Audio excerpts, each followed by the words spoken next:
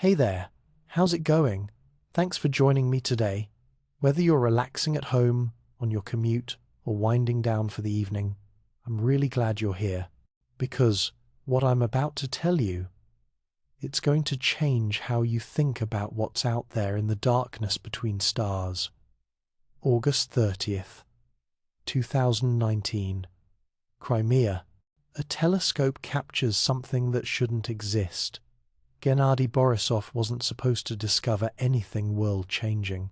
He was an amateur astronomer, someone who spent decades building custom telescopes in his spare time, someone who loved the night sky enough to dedicate thousands of hours to watching it.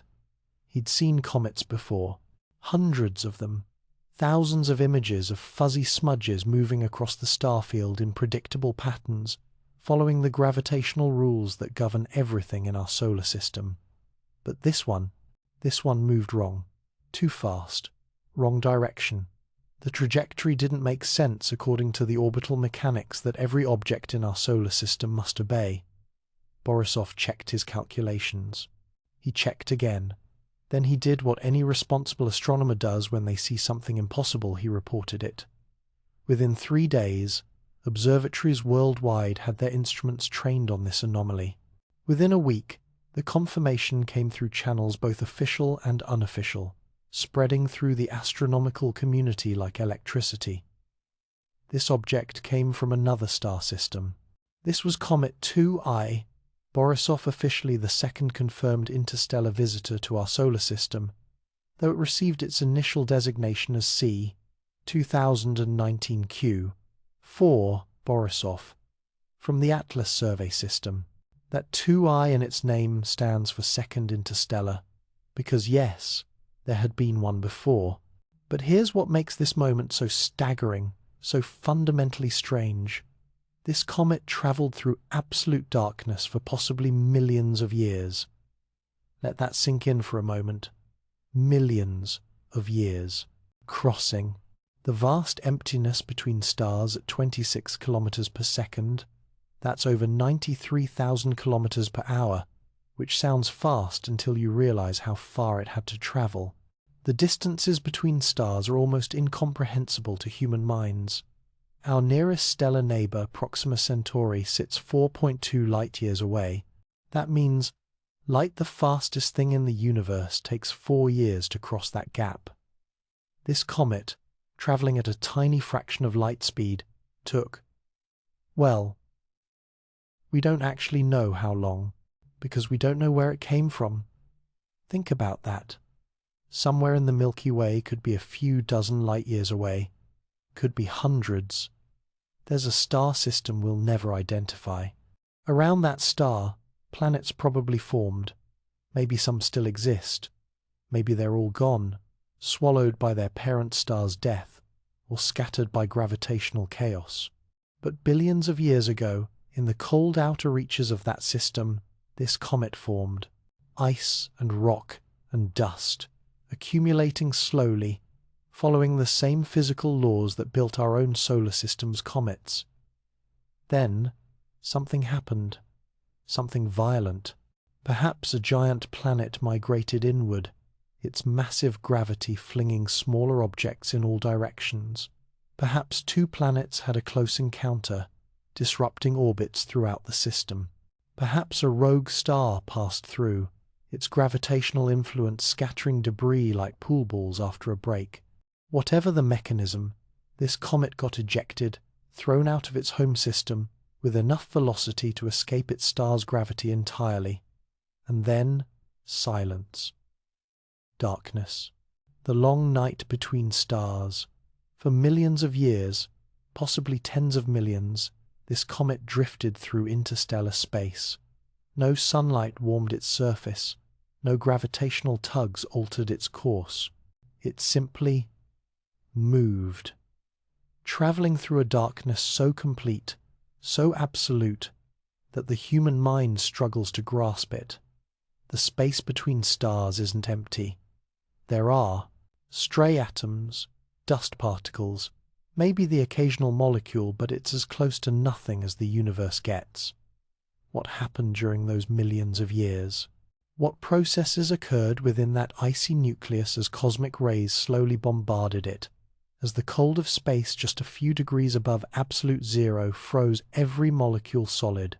What might have been preserved in that frozen time capsule? What might have been created? What might have been destroyed? We don't know. And here's the strange part: we may never know. Because when Gennady Borisov spotted this visitor, it was already 420 million kilometers from the Sun. That's nearly 3 times the distance from Earth to the Sun. The comet was inbound, approaching our star on a trajectory that would never repeat. Unlike the planets, asteroids, and comets native to our solar system, all trapped in elliptical orbits, endlessly circling, this visitor was just passing through. But here's the gift. We had time. Unlike the first interstellar visitor detected 2 years earlier, unlike the chaos and scramble that Discovery triggered, this one arrived with months of warning. From September 2019 through March 2020, humanity had a window. A brief, precious window to point every telescope we could spare at this cosmic messenger and try to read whatever message it might contain. The questions came immediately, tumbling over each other in scientific papers and conference rooms and late-night conversations between astronomers who suddenly realized they were living through history. What is it made of? Where exactly did it come from? How long has it been traveling? Is it really just a comet, or could it be something else? And then, the bigger questions. The questions that keep you awake at night staring at the ceiling, wondering, what if this ancient wanderer wasn't traveling alone? What if, buried within its icy nucleus, something else made the journey? Living microbes in suspended animation, frozen for millions of years, waiting for warmth to revive them? Complex organic molecules never before seen, formed around an alien sun under conditions slightly different from our own, following chemical pathways that might teach us new things about how life's building blocks arise. Evidence of technological civilizations long extinct, perhaps materials, perhaps information encoded in crystalline structures, perhaps something we don't have the framework to recognize yet, or something stranger still, something beyond our current imagination, something that would require us to expand our understanding of what's possible in this universe. Because here's what we learned very quickly about 2I, Borisov. It looks normal. Spectroscopy revealed familiar chemicals, water vapor, carbon monoxide, dust particles. In almost every measurable way, it resembles comets born in our own solar system. This was simultaneously reassuring and deeply frustrating for the astronomical community. Reassuring because it suggested the universe operates on consistent principles, that comet formation around other stars follows the same rules we observe here, that chemistry and physics work the same way regardless of which stellar neighborhood you're in. Frustrating because, well, we were hoping for something exotic, weren't we? Something that would scream, "I'm from somewhere else." Something that would give us definitive proof of how different or similar other star systems really are. But normalcy on the surface doesn't mean there's nothing extraordinary hiding beneath. Every observation had limits. Every instrument had thresholds below which it simply couldn't detect things. Complex organic molecules might exist in quantities too small to resolve. Microorganisms could be buried too deep for our telescopes to sense them.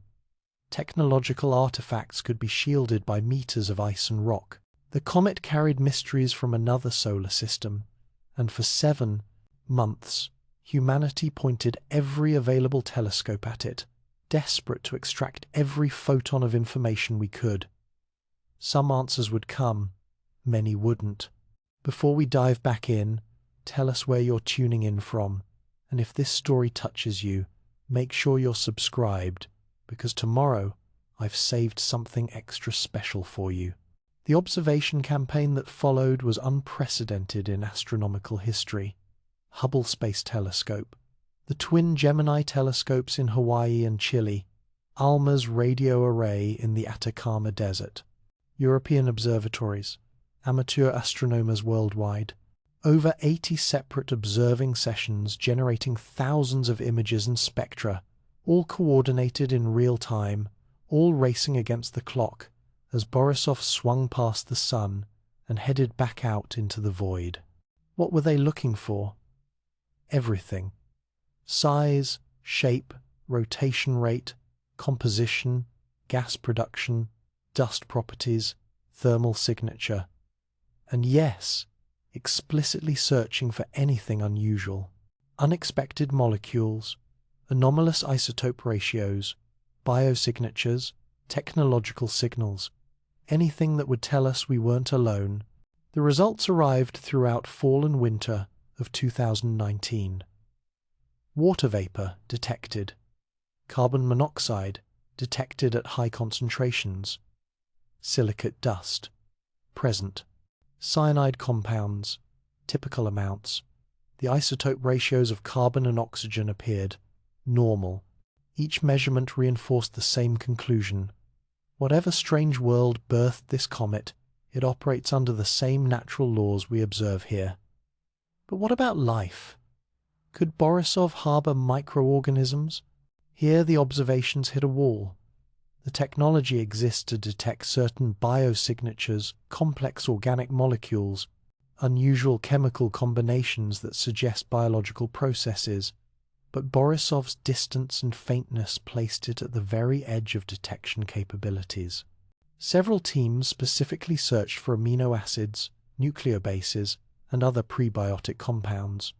The results came back negative, not because these molecules definitely aren't present, but because the signal-to-noise ratio couldn't resolve them if they exist in small quantities.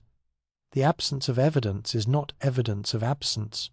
Somewhere within that icy nucleus, buried beneath meters of protective material, there could be organisms in suspended animation-hardy extremophiles that survived the violence of ejection, the radiation of interstellar space, the millions of years of frozen darkness, and our instruments would never detect them.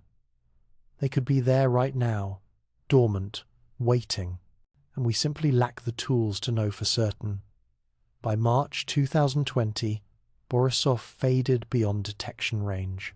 The comet continued its journey outward, accelerating as the sun's gravity released its grip, eventually returning to the 26 kilometers per second velocity it maintained during millions of years of interstellar cruising.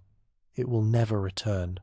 In roughly 10,000 years, it might pass near another star system, where if anyone watches, alien astronomers might detect a faint visitor from the direction of Sol and wonder what messages it carries. The observation window has closed. Whatever mysteries remain locked within Borisov's nucleus will stay locked forever, at least from humanity's perspective. That ancient wanderer came, gave us a glimpse, and departed, leaving us with more questions than answers. But the questions it raised, those questions fundamentally changed how we think about our place in the universe. Because Borisov proved something profound. The space between stars isn't empty of travelers. Objects move through the interstellar void constantly, crossing from one stellar neighborhood to another, carrying materials and potentially information across light years of darkness. We exist in a galaxy where matter exchanges freely between star systems, where comets born around distant suns can visit our cosmic doorstep, where the boundary between here and there is far more permeable than we imagined. And if matter moves freely through the galaxy, what else might move with it? That's the question that haunts astrobiology. That's the question that drives hundreds of scientists to develop better detection methods, more sensitive instruments, faster response protocols. That's the question that might be answered by the next interstellar visitor, or the one after that, or the one after that. Because they're out there. Right now, as you listen to this, there are other ancient wanderers crossing the darkness, slowly approaching our solar system. We know this now. The statistics are clear. Borisov wasn't unique. It was simply the first one we were prepared to see. Somewhere in the night sky, invisible to our telescopes, another cosmic messenger is already on its way, carrying its own cargo of mysteries, bringing us samples from star systems we'll never visit, news from worlds we can barely imagine, and when it arrives, we'll be watching, we'll be ready. And maybe, just maybe, this time we'll find the answer to the question that Borisov left unanswered. What did it bring with it? To understand why Borisov's arrival mattered so much, why it triggered such an intense scientific response, we need to rewind the clock. We need to go back to October 19th, 2017, because that's when everything changed. That's when we first learned we'd been blind to an entire category of cosmic visitors. The Pan-STARRS telescope in Hawaii. Pan-STARRS stands for Panoramic Survey Telescope, and Rapid Response System was doing what it does every clear night, systematically photographing the sky, capturing images, feeding them into computers that search for anything moving. The telescope was hunting for asteroids that might threaten Earth, cataloguing the solar system's debris, building a comprehensive map of everything orbiting our sun. On that October night, it captured an object designated A 2017 U1. Within hours, astronomers realized something was wrong with the data, or rather, something was impossibly right. The orbital calculations didn't work. They ran the numbers again, then again. Then they brought in additional observations from other telescopes to confirm what seemed like a computer error. Every object in our solar system, every planet, every asteroid, every comet, every speck of dust follows an elliptical path around the sun. Gravity ensures this. The sun's mass creates a gravitational well, and everything near it falls into orbits, closed loops, ellipses, endless circling. Some orbits are nearly circular, like Earth's. Some are wildly elongated, like certain comets that swing close to the sun then retreat to the outer solar system. But they're all ellipses, all closed, all bound. This object wasn't. Its trajectory followed a hyperbola, an open curve, a path that comes from beyond the solar system, swings around the sun, using our star's gravity as a slingshot, and heads back out into the cosmic void, never to return. The mathematical certainty was absolute. This object came from interstellar space. Nothing like this had ever been confirmed before. Not once in the entire history of astronomy. We'd catalogued hundreds of thousands of asteroids and comets. We'd been watching the sky systematically for decades, and never not once had we detected an object on a hyperbolic trajectory from beyond the solar system. The realization hit the astronomical community like lightning. Scientists scrambled.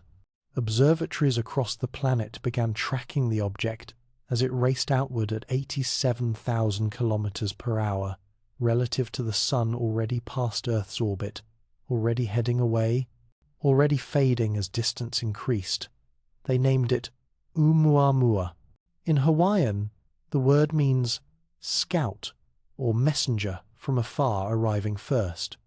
The name carried weight, carried poetry, carried the sense of significance everyone felt. This was history.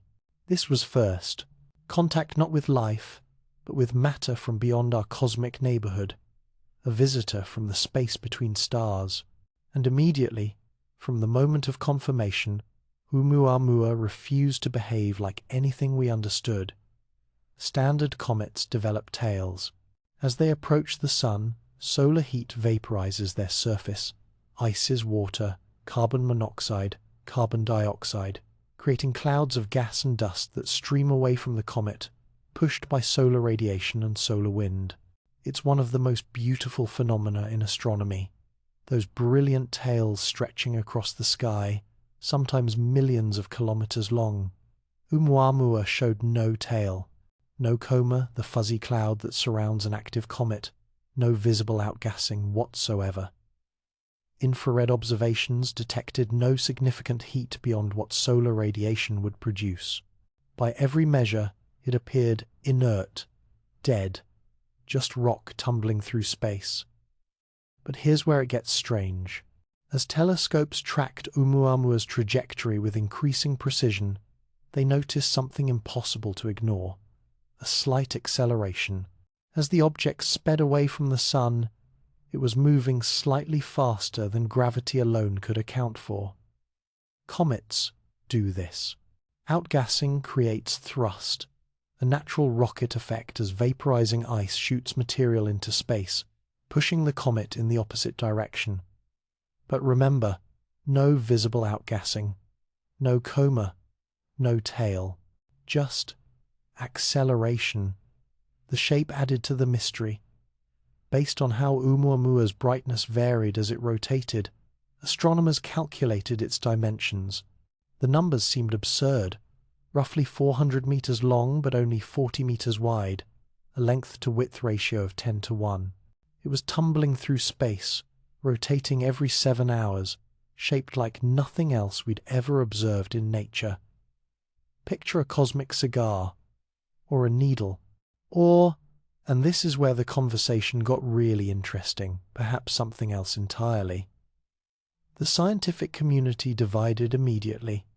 Most astronomers favored exotic but natural explanations. Perhaps the outgassing happened from volatile substances that don't create visible clouds, pure nitrogen ice, for example, which would vaporize without producing detectable emissions in the wavelengths we were observing. Perhaps the object had unusual composition, maybe pure metal from the core of a shattered planet, maybe solid hydrogen ice. Perhaps the rotation and shape resulted from a violent collision in its distant past. These explanations required stretching our understanding of solar system objects, but they didn't break physics. They remained within the boundaries of natural processes we could model and test. But then Avi Loeb spoke up.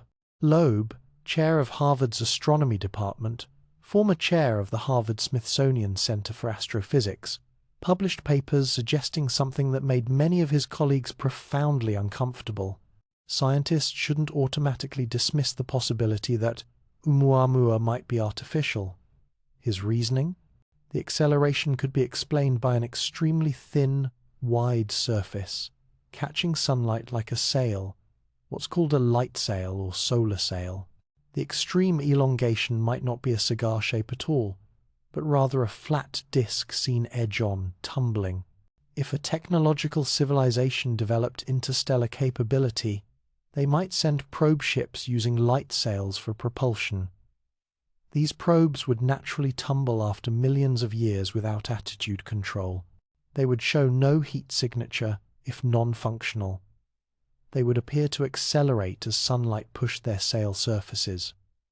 The hypothesis didn't claim Oumuamua was definitely artificial. It simply argued, we can't rule it out without investigation, and dismissing technological explanations a priori violates scientific principles. The controversy erupted immediately and hasn't fully subsided even now. Critics accused Loeb of sensationalism, of giving credence to wild speculation without sufficient evidence of damage to astronomy's reputation by lending academic weight to what they saw as science fiction. Some of the criticism got personal, got heated, got ugly in the way scientific disputes sometimes do when fundamental methodologies clash. Defenders, including some prominent researchers, argued that Loeb had a point. If we never seriously consider technological explanations, we'll never find evidence of technology, even if it's common. The history of science is littered with instances where initially impossible explanations turned out to be correct. Dismissing ideas because they seem unlikely is exactly how blind spots develop. The debate raged through scientific journals, conferences, public lectures, and media coverage.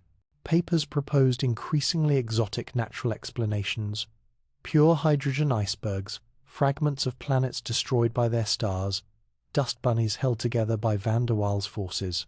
Each explanation solved some problems while creating others. None felt completely satisfying, and through it all, Oumuamua kept moving, kept fading, kept escaping. Every day that passed meant more distance, more dimness, fewer photons reaching our telescopes. The window to gather data was closing rapidly, and we were trapped in Earth's gravity well, unable to send a spacecraft fast enough to catch up. By January 2018, Oumuamua had faded beyond detection range, gone, vanished back into the interstellar darkness from which it came. The object is still out there. Of course, matter doesn't just disappear. It continues on its hyperbolic trajectory, currently somewhere beyond Neptune's orbit, heading toward a point in space roughly in the direction of the constellation Pegasus. In 30,000 years or so, it might pass near another star system, carrying with it whatever mysteries we failed to decipher.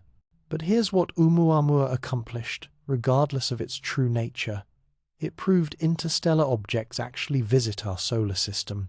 Astronomers had theorized about such visitors for decades. The math predicted they should exist. When comets get ejected from planetary systems, and we know this happens, some achieve enough velocity to escape into interstellar space. Multiply by the number of planetary systems in the galaxy, factor in billions of years of ejections, and you get a prediction. Interstellar space should contain trillions of orphaned comets and asteroids, wandering between stars. Occasionally, by pure chance, one should pass through our solar system. But theory differs vastly from confirmed observation. Until Oumuamua, this remained speculation. Maybe the ejection rates were lower than predicted. Maybe interstellar space was emptier. Maybe we were simply unlucky. The theory predicted visitors. Reality had never delivered one, until it did. And once we found one, we immediately understood why we'd missed all the others. We'd been watching the sky for centuries. We'd catalogued thousands of asteroids and comets. We'd been systematically surveying for decades. How had we never noticed anything from interstellar space before? Because we weren't looking for them. More precisely, our detection systems were optimized for solar system objects, and interstellar visitors violate all the assumptions those systems rely on. Standard asteroid surveys work by taking multiple images of the same patch of sky, separated by hours or days, then comparing them. Anything that moved between images gets flagged. But the analysis assumes certain things about how objects move. They orbit the sun. They follow elliptical paths. They move at speeds consistent with those orbits at various distances. Interstellar objects move differently. They're faster than they should be for their apparent distance. They move in directions that don't match solar system orbits. They appear briefly then vanish, not following the predictable paths that allow weeks or months of follow-up observations.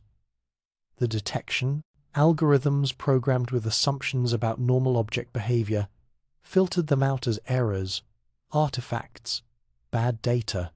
The computers literally couldn't see them because the software was programmed to ignore anything that behaved that way. Oumuamua slipped past this filter only because it was bright enough and unusual enough to trigger human review. Someone looked at the error and realized it wasn't an error at all. It was exactly what we should expect from an interstellar visitor. The detection revealed humanity's blind spot. We'd been standing with our eyes open, watching the sky, missing an entire class of cosmic objects because we didn't know how to see them. The response was immediate. Observatories updated their detection algorithms. Survey programs revised their filtering criteria. Target lists expanded to include checks for hyperbolic trajectories. New protocols established procedures for rapid follow-up when suspicious objects appeared. The astronomical community literally reprogrammed its collective vision to accommodate this new reality. When Gennady Borisov's telescope captured that fuzzy image, 22 months later, August 2019, the community instantly recognized what they were seeing. The signature was unmistakable. Wrong velocity, wrong trajectory, obviously hyperbolic. Within days, the confirmation came through. Within weeks, the observation campaign was underway. We were ready this time. The first messenger had taught us how to spot the second, and the second messenger, 2I, Borisov, would teach us even more. Because where Oumuamua remained mysterious and controversial, where it raised more questions than answers, where it divided the scientific community into camps that still haven't fully reconciled. Borisov was different. Borisov looked normal, and that normalcy would prove scientifically profound in ways nobody expected. But we're getting ahead of ourselves. Before we dive into what Borisov revealed, we need to understand what happened during those 7 months of observation. We need to understand the urgency, the coordination, the sheer scale of effort that went into studying this cosmic visitor before it vanished forever. Because time was running out, the clock was ticking, and everyone knew we would get exactly one chance to read whatever message this ancient wanderer carried. September 2019. The confirmation spreads through the astronomical community like wildfire, transmitted through emails, text messages, phone calls, and the informal networks that connect observatories worldwide. Someone types it first in an International Astronomical Union circular, the official channel for rapid announcements. Comet C 2019 Q4 Borisov appears to have a hyperbolic orbit. Appears to have. The careful scientific language that means we're 99% certain, but we need more observations to reach 100%. Those additional observations take less than a week. By mid-September, the certainty is absolute. We have another one, another interstellar visitor, and this time, everything is different. Where Oumuamua looked bizarre, no tail, strange shape, mysterious acceleration, Borisov looks reassuring, almost disappointingly normal, if you can call anything from another star system disappointing. It has a tail, a beautiful classic comet tail streaming away from the nucleus, glowing softly as sunlight reflects off dust particles and ionizes gas molecules. It outgasses exactly like comets should, steadily releasing water vapor and other volatiles as solar heat warms its surface. Spectroscopy reveals familiar molecules dancing in the wavelengths: water, carbon monoxide, carbon dioxide, cyanide. The nucleus appears roughly spherical, somewhere between 400 and 1,000 meters. Across uncertainty in size is normal, given the distance and brightness variations.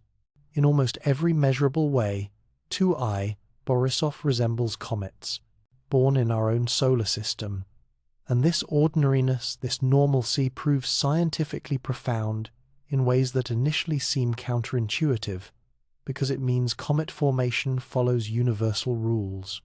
It means the physics and chemistry that operate around our sun operate similarly around distant stars. It means that when protoplanetary disks collapse, when planets form, when icy bodies accumulate in the cold outer reaches, these processes produce similar results regardless of which stellar neighborhood they occur in. We aren't unique. Our solar system isn't special. The rules are universal. But normalcy doesn't diminish the urgency. Quite the opposite. Because unlike Oumuamua, discovered after it had already passed closest approach to the sun and was racing outward, Borisov is discovered on its way in, months before perihelion, months before maximum activity, months during which humanity has the precious gift of time. Time to plan, time to coordinate, time to point every telescope we can spare at this visitor and extract every possible photon of information before it vanishes forever. The astronomical community mobilizes what will become the largest coordinated observation campaign in history. This isn't hyperbole or exaggeration. No single object has ever received such concentrated, simultaneous attention from so many instruments across such an extended period. The Hubble Space Telescope clears its schedule. Hubble doesn't do this lightly. Telescope time on humanity's premier optical observatory is perhaps the most valuable commodity in astronomy. Researchers wait years for approved observation windows. Projects get delayed, rescheduled, sometimes cancelled entirely due to time constraints. But when Borisov appears, Hubble reprioritizes. Multiple observation windows get allocated. The schedule adjusts. The twin Gemini telescopes, one on Mauna Kea in Hawaii, one on Cerro Pachón in Chile, both target the comet. This coordination matters because Borisov's trajectory means different observatories have optimal viewing angles at different times. As Earth rotates, as the comet moves, the best telescope keeps changing. Having coordinated facilities in both hemispheres means continuous coverage. ALMA enters the campaign. The Atacama Large Millimeter Array, 66 radio dishes spread across the high Chilean desert, operating together as a single enormous instrument, measures wavelengths invisible to optical telescopes. Where optical observations reveal reflected sunlight, ALMA detects thermal emission and molecular signatures that can identify specific compounds in extraordinary detail. European observatories coordinate their efforts. The Very Large Telescope in Chile, the Nordic Optical Telescope in Spain, the Special Astrophysical Observatory in Russia. Each brings unique capabilities, unique instruments, unique viewing angles, and then there are the amateurs. Amateur astronomers worldwide, people with backyard telescopes, with passion, with dedication, contribute observations. Their data won't reach Hubble's resolution, but quantity has its own quality. Multiple independent observations help confirm findings, track brightness variations, monitor activity changes. The amateur community has always been crucial to astronomy, and Borisov becomes a rallying point, a shared project, a moment when everyone can contribute to something genuinely historic. The coordination happens in real time. Research teams share data immediately unusual for science, where results typically remain private until publication. But this situation demands different protocols. Borisov won't wait for publication cycles. Every day brings changes: brightness, variations, outgassing fluctuations, evolving activity. Understanding these changes requires combining observations from multiple instruments almost instantaneously. Picture the challenge these astronomers face. Really picture it. Borisov approaches from the north, moving through the constellation Crater, heading toward its closest point to the Sun. That perihelion December 8th, 2019 occurs at approximately 308 million kilometers from the Sun. For reference, Earth orbits at 150 million kilometers. Mars orbits at around 230 million. Borisov swings past at roughly twice Earth's distance, never getting particularly close by solar system standards. This distance creates enormous observational challenges. The comet never becomes bright enough for casual viewing, no dramatic naked-eye apparition, no spectacular sky show. Its peak brightness reaches magnitude 15, meaning you'd need a substantial telescope just to see it at all. A faint, fuzzy smudge, even in good conditions. Worse, its trajectory means that during crucial observation periods, Southern Hemisphere observatories have the best viewing angles. Coordination isn't just helpful, it's essential. An observatory in Hawaii might have terrible geometry while an observatory in Chile has perfect conditions. Then hours later the situation reverses. And through all of this, the clock is ticking. Interstellar visitors don't linger. Borisov's hyperbolic orbit means it swings past the Sun once and only once. After perihelion, it begins the long acceleration outward. Each day brings more distance, more dimness, fewer photons reaching our telescopes. By March or April 2020, it will fade beyond detection range, vanishing back into the cosmic darkness. 7 months. That's the window. 7 months to understand material from another star system.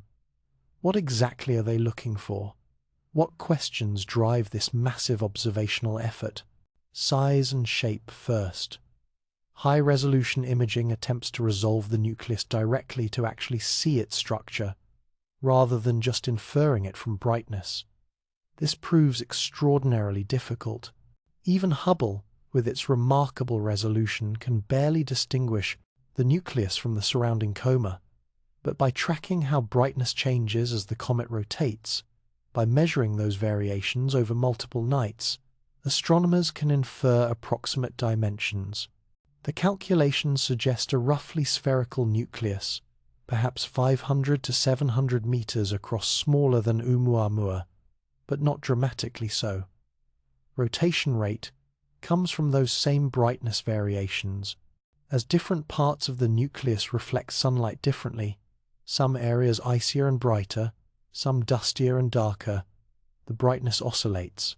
The period reveals the rotation, roughly 7 to 8 hours per complete spin, not unusual compared to solar system comets.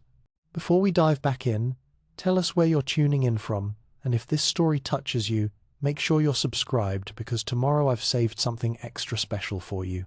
Composition becomes the central focus. Spectroscopy, spreading the comet's light into component wavelengths, reveals chemical fingerprints. Each element, each molecule, each compound absorbs or emits light at characteristic wavelengths. By analyzing the spectrum, astronomers can identify what the comet is made of. The process isn't simple. Comets produce multiple overlapping spectra. Reflected sunlight shows one set of features. Fluorescence from excited molecules shows another. Thermal emission adds a third component. Disentangling these requires sophisticated analysis, careful calibration, and multiple observations across different wavelengths and conditions. Water vapor, detected early, strongly, consistently. The fundamental ice that makes a comet. The hydrogen-oxygen bond creates distinctive spectral features in ultraviolet and infrared wavelengths. Hubble's spectroscopy reveals water production rates of roughly 60 kilograms per second at peak activity, substantial but not exceptional.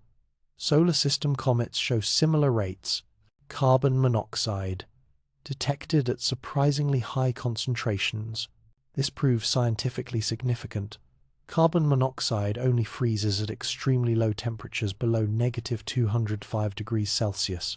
High CO content indicates formation in the frigid outer regions of a planetary system, far from the parent star where temperatures remain close to absolute zero. Borisov's chemistry suggests it formed in conditions similar to our Kuiper belt, that distant region beyond Neptune, where temperatures barely exceed the cosmic background radiation. Carbon dioxide, present but less abundant than carbon monoxide. Again, this matches predictions for objects formed in very cold environments where CO dominates over CO2. Dust particles. Analysis of how light scatters off the coma reveals silicate minerals, rocky material mixed with the ice.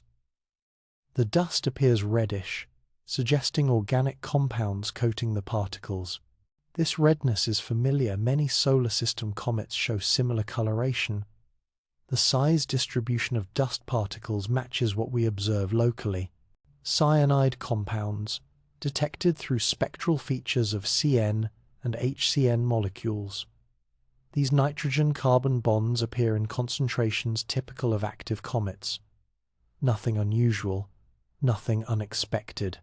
Sodium, surprisingly absent or extremely depleted compared to solar system comets. This stands as one of the few compositional anomalies, though its significance remains debated. Perhaps Borisov formed in an environment with less sodium available. Perhaps sodium depleted during its long interstellar journey through some process we don't fully understand. The mystery remains unresolved. Isotope ratios become crucial tests. Different isotopes of the same element atoms with varying numbers of neutrons form in stars through nucleosynthesis.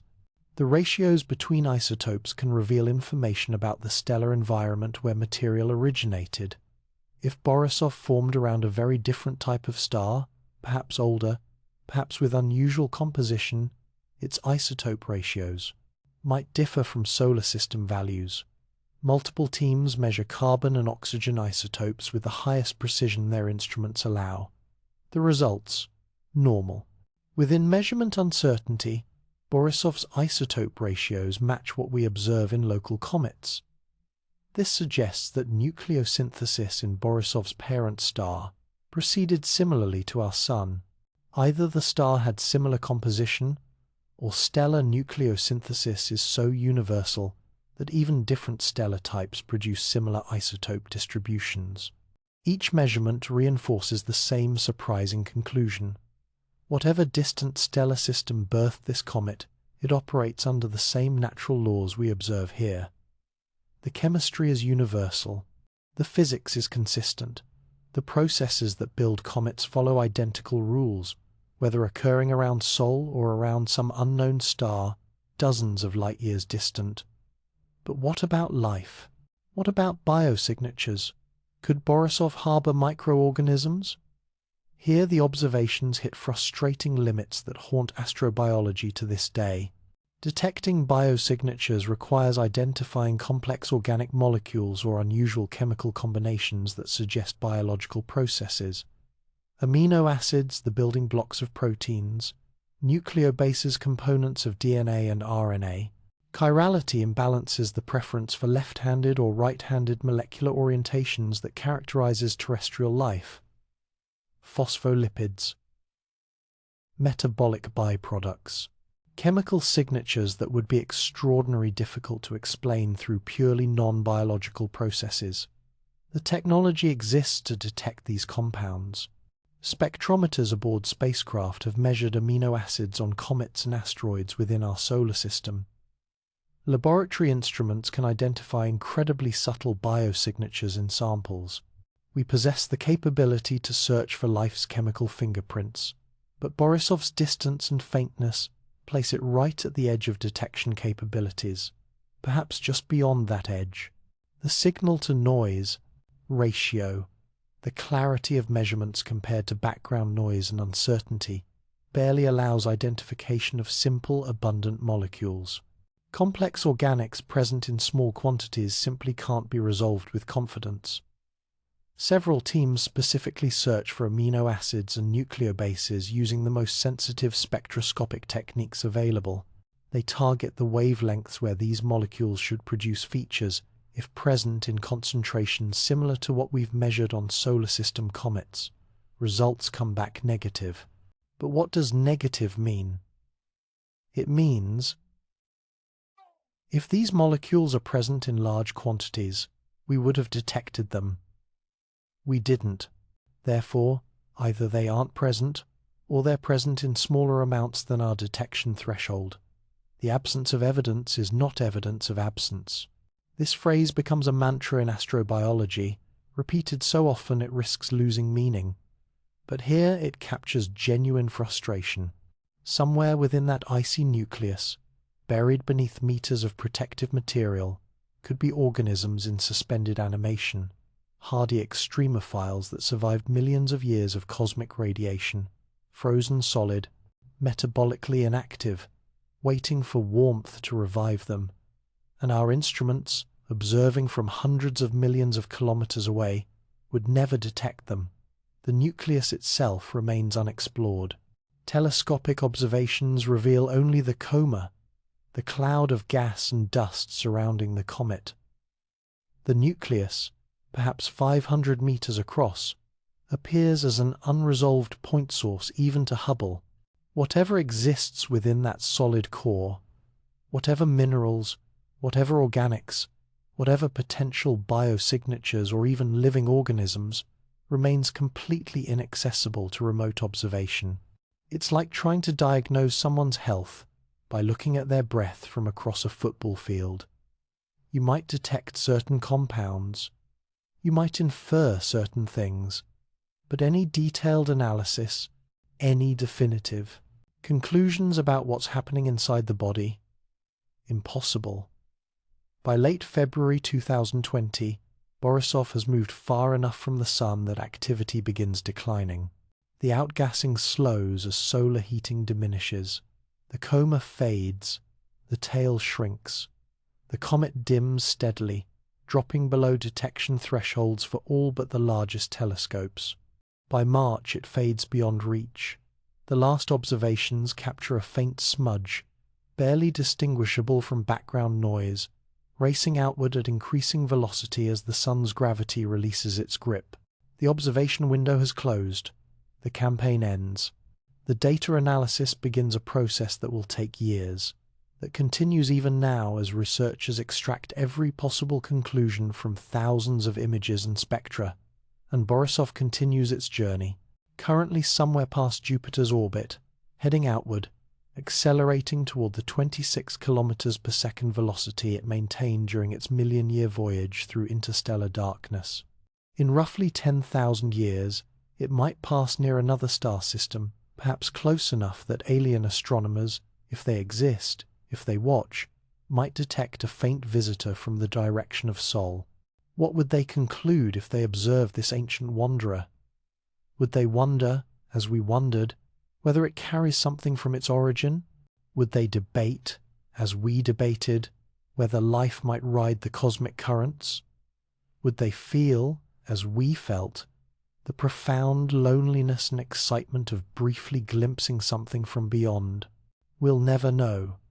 The comet is gone. Whatever mysteries remain locked within its nucleus will stay locked forever, at least from humanity's perspective. But the questions it raised, those questions linger. Those questions drive research programs, inspire mission concepts, shape how we think about our place in the universe. Because if Borisov could visit us, carrying material from another star system, then matter exchanges freely through the galaxy. And if matter exchanges, what else might exchange with it? The question burns through astrobiology, through late-night conversations between researchers, through conference presentations and published papers. Could 2I, Borisov, actually carry living organisms? Could life, even simple microbial life, survive a journey of millions of years through the absolute cold and darkness of interstellar space? To answer this, we need to understand panspermia, not the science fiction version with alien bacteria infecting planets, but the actual scientific hypothesis that life might spread between worlds on natural spacecraft like comets and asteroids. This idea has travelled its own long journey from ridicule to grudging respectability to serious scientific investigation. The year is 1871. Hermann von Helmholtz, a German physicist and physician, one of the 19th century's great scientific minds, publishes a suggestion that seems outrageous to his contemporaries. Perhaps life might transfer between planets on meteorite debris. His colleague, the renowned physicist Lord Kelvin, embraces the concept and expands on it. Both face immediate mockery. The problems seem insurmountable, obvious, damning. The violence of being launched into space by an asteroid impact would sterilize anything organic. The heat, the shock waves, the acceleration forces would destroy cellular structures instantly. Even if somehow organisms survived ejection, the vacuum of space would desiccate them, freeze dry every cell until nothing remained but lifeless husks. Radiation would shred their DNA cosmic rays, and solar particles would tear through delicate biological molecules, breaking bonds, fragmenting genetic material beyond any possibility of repair. And the timescales involve potentially millions of years drifting through space exceed any organism's survival capacity by factors of millions. The idea retreats into fringe speculation, mentioned occasionally in philosophical discussions about life's origins, but dismissed by serious scientists as physically impossible. But evidence accumulates slowly, grudgingly, each piece small, each piece easy to ignore individually, but together building towards something profound. 1969. A meteorite falls near Murchison, Australia. Locals hear the fireball, see it streak across the sky, rush to collect the fragments while they're still warm. Scientists analyze the Murchison meteorite using the most sophisticated techniques available and discover something extraordinary. It contains amino acids, not just simple organic compounds, but the actual building blocks of proteins and the complex molecules essential to all terrestrial life. More analysis reveals these amino acids didn't form on Earth. Their isotope ratios differ from terrestrial values. Their chirality, the handedness of molecules, shows no preference for left or right forms. unlike biological amino acids on Earth, which are exclusively left-handed. These molecules, formed in space through non-biological chemistry, existed within the meteorite during its journey, survived entry through Earth's atmosphere, and arrived intact. Life's precursors exist naturally in the cosmos. The building blocks can survive space travel. 1984. David McKay, working at NASA's Johnson Space Center, examines a meteorite designated ALH 84001 collected in Antarctica. The rock seems unusual. Analysis of trapped gas bubbles reveals a composition matching Mars's atmosphere. This isn't an asteroid. It's a piece of Mars itself, blasted off the planet by an impact powerful enough to accelerate debris past escape velocity. The implications hit immediately. Mars rocks reach Earth naturally. The reverse must also occur. Earth rocks must reach Mars. Material exchanges between planets through impact ejection. If rocks can make the journey, if they survive millions of years in space before landing on another world, what else might survive that journey?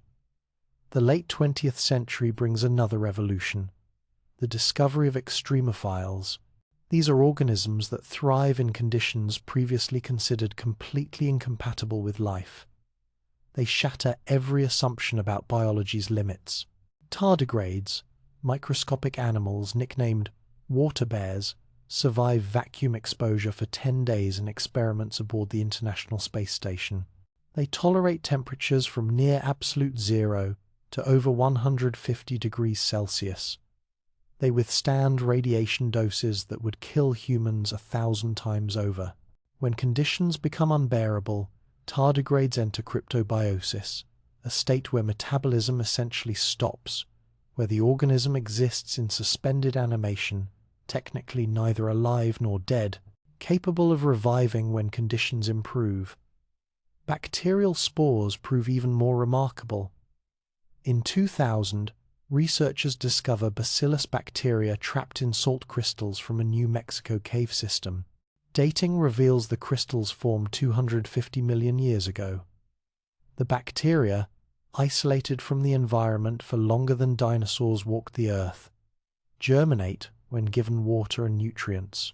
250 million years in dormancy. And then, revival. Microbes appear in nuclear reactor cooling pools, thriving in radiation that would kill complex organisms instantly. Scientists find bacteria in Antarctic ice, in deep ocean thermal vents at temperatures exceeding 100 degrees Celsius, in solid rock kilometers underground, where no light penetrates and nutrients barely exist. Life proves far more resilient, far more adaptable, far more stubbornly persistent than anyone imagined. If organisms can survive these conditions on Earth, vacuum, extreme radiation, millions of years of dormancy, then maybe, just maybe, they could survive space. 2007. The European Space Agency launches the EXPOSE experiments, attaching bacterial samples to the International Space Station's exterior. For 18 months, these samples face space directly. Vacuum exposure, temperature extremes oscillating from -12 to +40 degrees Celsius, unfiltered solar radiation, including ultraviolet wavelengths that never reach Earth's surface. After 18 months, scientists retrieve and analyze the samples. Some bacteria survive. Not all, most die, their cellular structures destroyed by radiation or vacuum damage. But enough survive to prove that hardy organisms, particularly spores, can endure space exposure when protected by even thin layers of material. The experiment repeats with refinements. Different species, different protection levels, different exposure durations.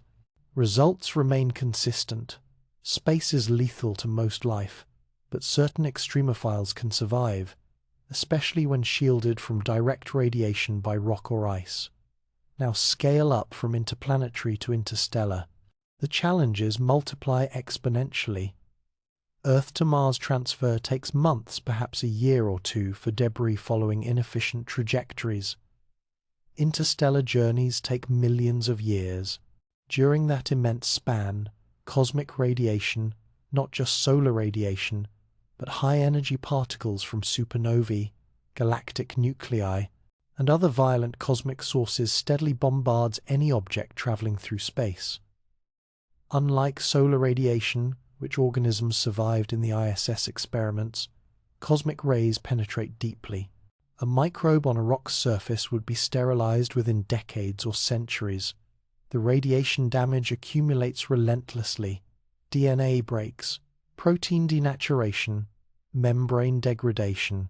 Eventually, no repair mechanism can keep up.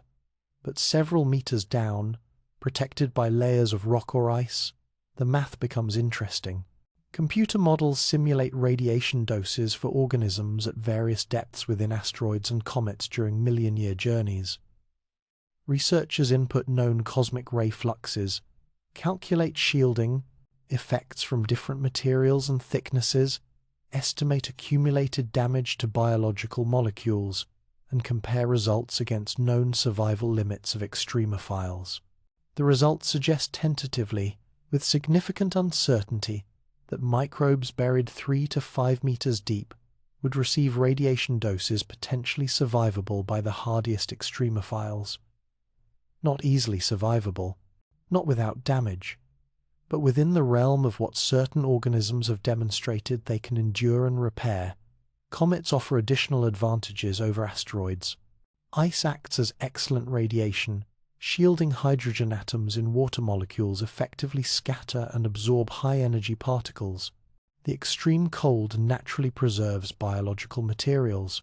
Organic molecules remain stable at temperatures near absolute zero.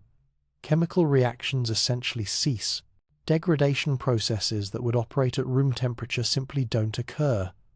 Microorganisms in the deep interior of a comet nucleus would exist in natural cryopreservation. Metabolism would completely cease. Every biological process would stop.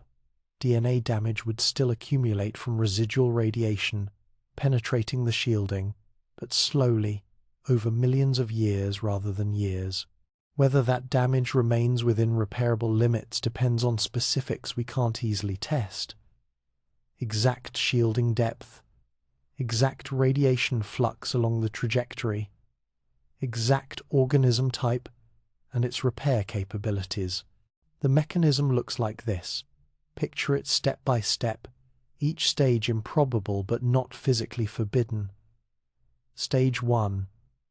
A planet with microbial life. Perhaps complex life too, perhaps not for this scenario. All we need is bacteria or archaea in the soil, in the oceans, anywhere accessible to surface processes. Stage 2. A large asteroid or comet impact. Something substantial, perhaps a kilometer across, perhaps larger strikes at tens of kilometers per second. The impact releases energy equivalent to millions of nuclear weapons. Rock vaporizes. Shock waves propagate through the crust, and material gets ejected, thrown upward by the blast at velocities ranging from barely enough to reach orbit up to speeds exceeding the planet's escape velocity entirely.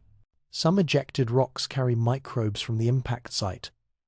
Not from the impact point itself, nothing survives ground zero, but from surrounding areas where the shock waves are powerful enough to launch material but not quite powerful enough to sterilize it completely.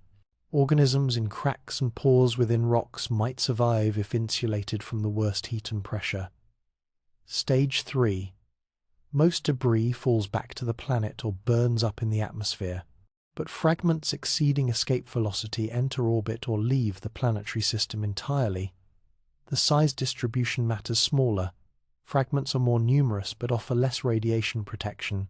Larger fragments are rarer but better shield any organisms inside. Somewhere in that distribution, a sweet spot exists, large enough to protect, small enough to be ejected in significant numbers. Stage 4. Gravitational encounters.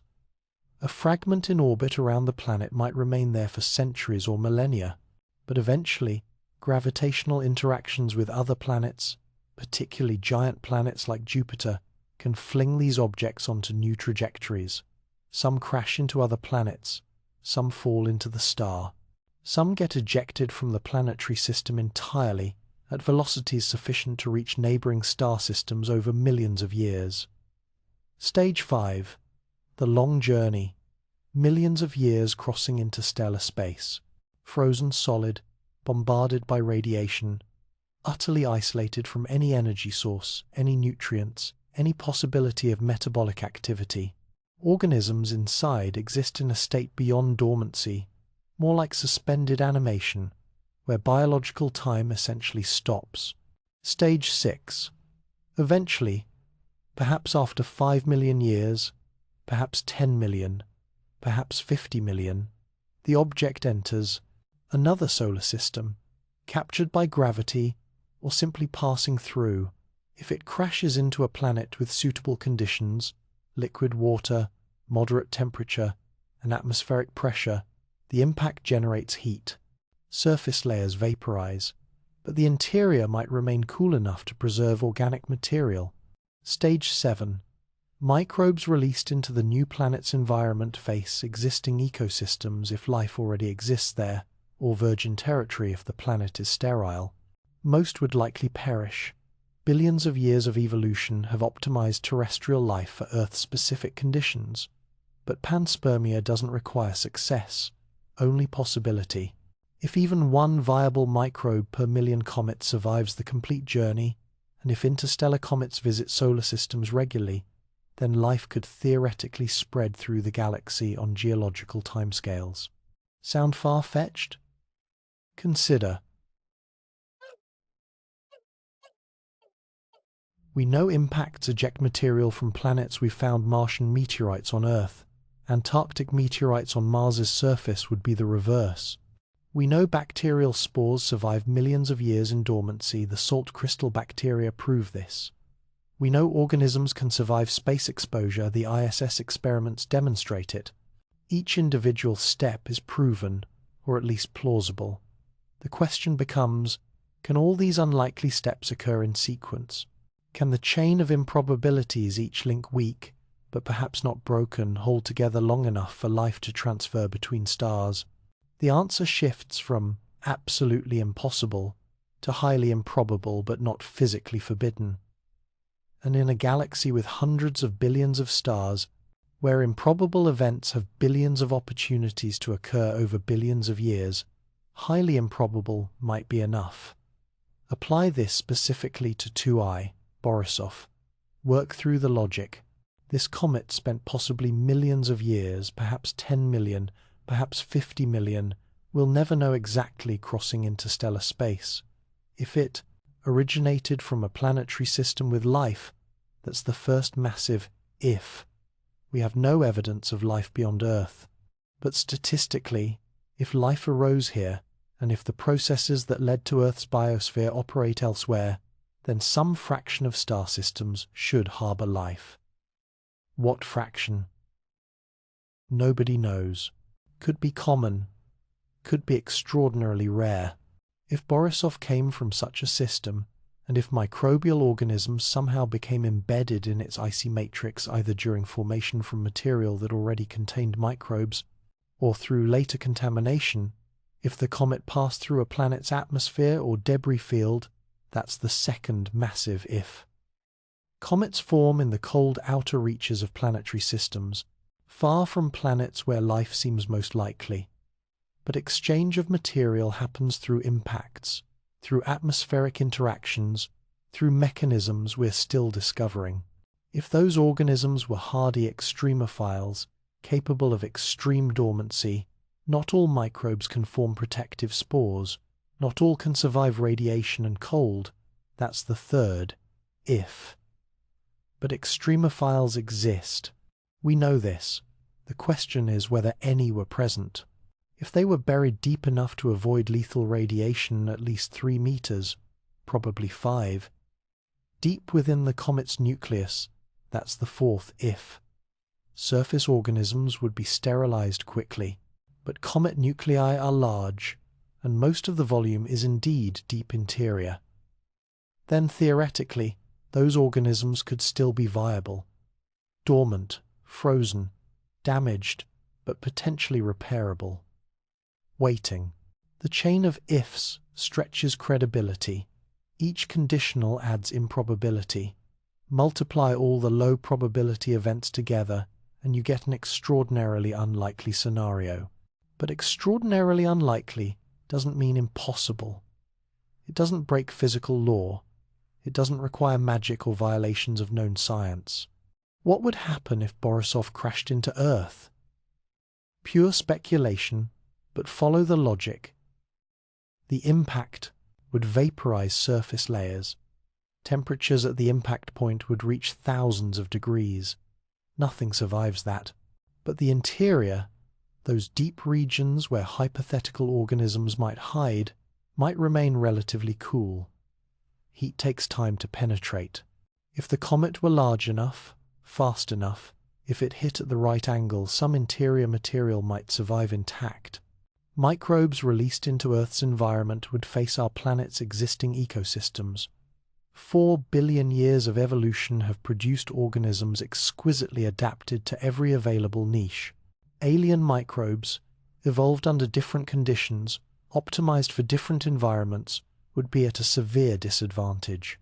They'd be like invasive species, trying to establish in a mature ecosystem most fail. But some invasive species succeed. Some find unoccupied niches. Some adapt. Some thrive. The history of biology on Earth includes countless examples of organisms colonizing new environments despite facing established competition. Most alien microbes would perish. Almost all. But panspermia doesn't require most to survive. It requires only possibility. If even one viable microbe per million comets survives the complete journey, ejection, transit, arrival, establishment, and if interstellar comets visit solar systems regularly enough, then over billions of years, life could spread. Not rapidly, not efficiently, but spread. The galaxy would become connected through biology, not through deliberate effort, not through intelligence, but through mindless physical processes, impact ejections, gravitational perturbations, random chance. Life riding the cosmic currents like seeds on the wind, most failing, most dying, but occasionally, very occasionally, finding fertile ground. Some scientists find this hypothesis elegant. It explains how life might be widespread in the galaxy, even if abiogenesis, the natural origin of life from non-living matter, is extremely rare. If life arose only once or a few times, but then spread through panspermia, that would account for both life's apparent absence in our solar system beyond Earth and the possibility that it exists elsewhere. Other scientists find it unnecessary. If conditions for life's origin exist on Earth, they likely exist on billions of other worlds. Why invoke a complex transfer mechanism when life could simply arise independently wherever conditions allow? The debate continues because definitive evidence remains absent. We haven't found life on Mars, though we've barely scratched the surface. We haven't examined Europa's subsurface ocean or Enceladus's water plumes in sufficient detail. We haven't detected biosignatures on exoplanets yet. Our sample size for life in the universe remains exactly one: Earth. Borisov offered a chance, small, unlikely, but real, to find evidence. If organisms existed in its nucleus, if we'd somehow been able to sample the interior, if analysis revealed cells or genetic material or unambiguous biosignatures that would revolutionize our understanding of life's distribution in the cosmos, but we lacked the capability. Telescopic observation from hundreds of millions of kilometers away cannot detect organisms buried in a comet's nucleus. We saw only the coma, the outer envelope of gas and dust. The solid core remained unexplored, its secrets preserved, and now Borisov is gone. If it carried life, that life continues its journey, frozen, dormant, waiting for conditions that may never come. If it carried only organic molecules and ice, then it's simply another comet, remarkable for its origin but unremarkable in composition. We'll never know which. The uncertainty remains, preserved as perfectly as any organism in its icy matrix, protected from resolution by the simple fact that we cannot reach it, cannot sample it, cannot definitively answer the question that haunts every discussion of interstellar visitors. What did it carry with it? Before we dive back in, tell us where you're tuning in from, and if this story touches you, make sure you're subscribed, because tomorrow I've saved something extra special for you. The panspermia hypothesis, whether Borisov specifically carried life or not, raises profound questions about how we search for life in the universe. If microbes travel between star systems, then life's origin might be divorced from its current location. Finding bacteria on Mars wouldn't necessarily mean life arose on Mars. It could mean life arose on Earth and transferred, or vice versa, or both planets received life from somewhere else entirely. The search for life's origins becomes vastly more complex if biology moves through space. But it also means life might be more widespread than we'd estimate based solely on abiogenesis probability. One origin could seed many worlds. A galaxy teeming with life might have experienced only a handful of independent origins, with panspermia spreading those origins across thousands or millions of star systems over billions of years. Borisov represents one data point in a question that requires millions to answer. One comet cannot prove or disprove panspermia, but each visitor, each new sample from another star system, adds information. Slowly, over decades or centuries, as we detect more interstellar objects, as we develop capabilities to sample them directly, as we compare compositions and search for biosignatures, we might eventually answer the question: could life ride the cosmic currents?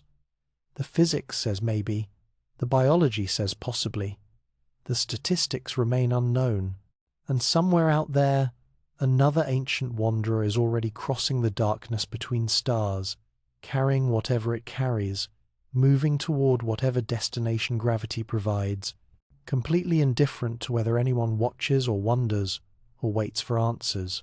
Beyond simple microbial transfer, beyond the already speculative panspermia hypothesis, Borisov's arrival triggered a cascade of increasingly imaginative theories, some published in peer-reviewed journals, some discussed at conferences, some relegated to late-night conversations between researchers who'd never put such ideas in print but couldn't resist exploring possibilities. Let's organize these by decreasing plausibility, from entirely possible, down through technically not impossible, to probably science fiction but intellectually interesting. Each tier represents theories that stretch credibility further, but none quite break physics entirely. Asterisk. Asterisk. Tier 1.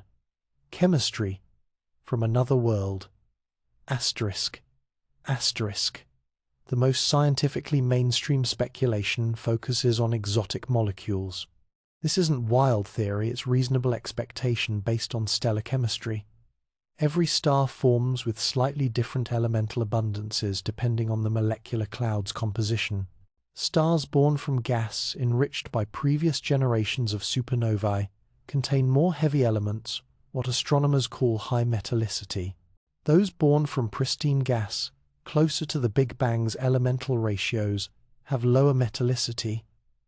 These differences, while small in percentage terms, can affect planetary chemistry significantly.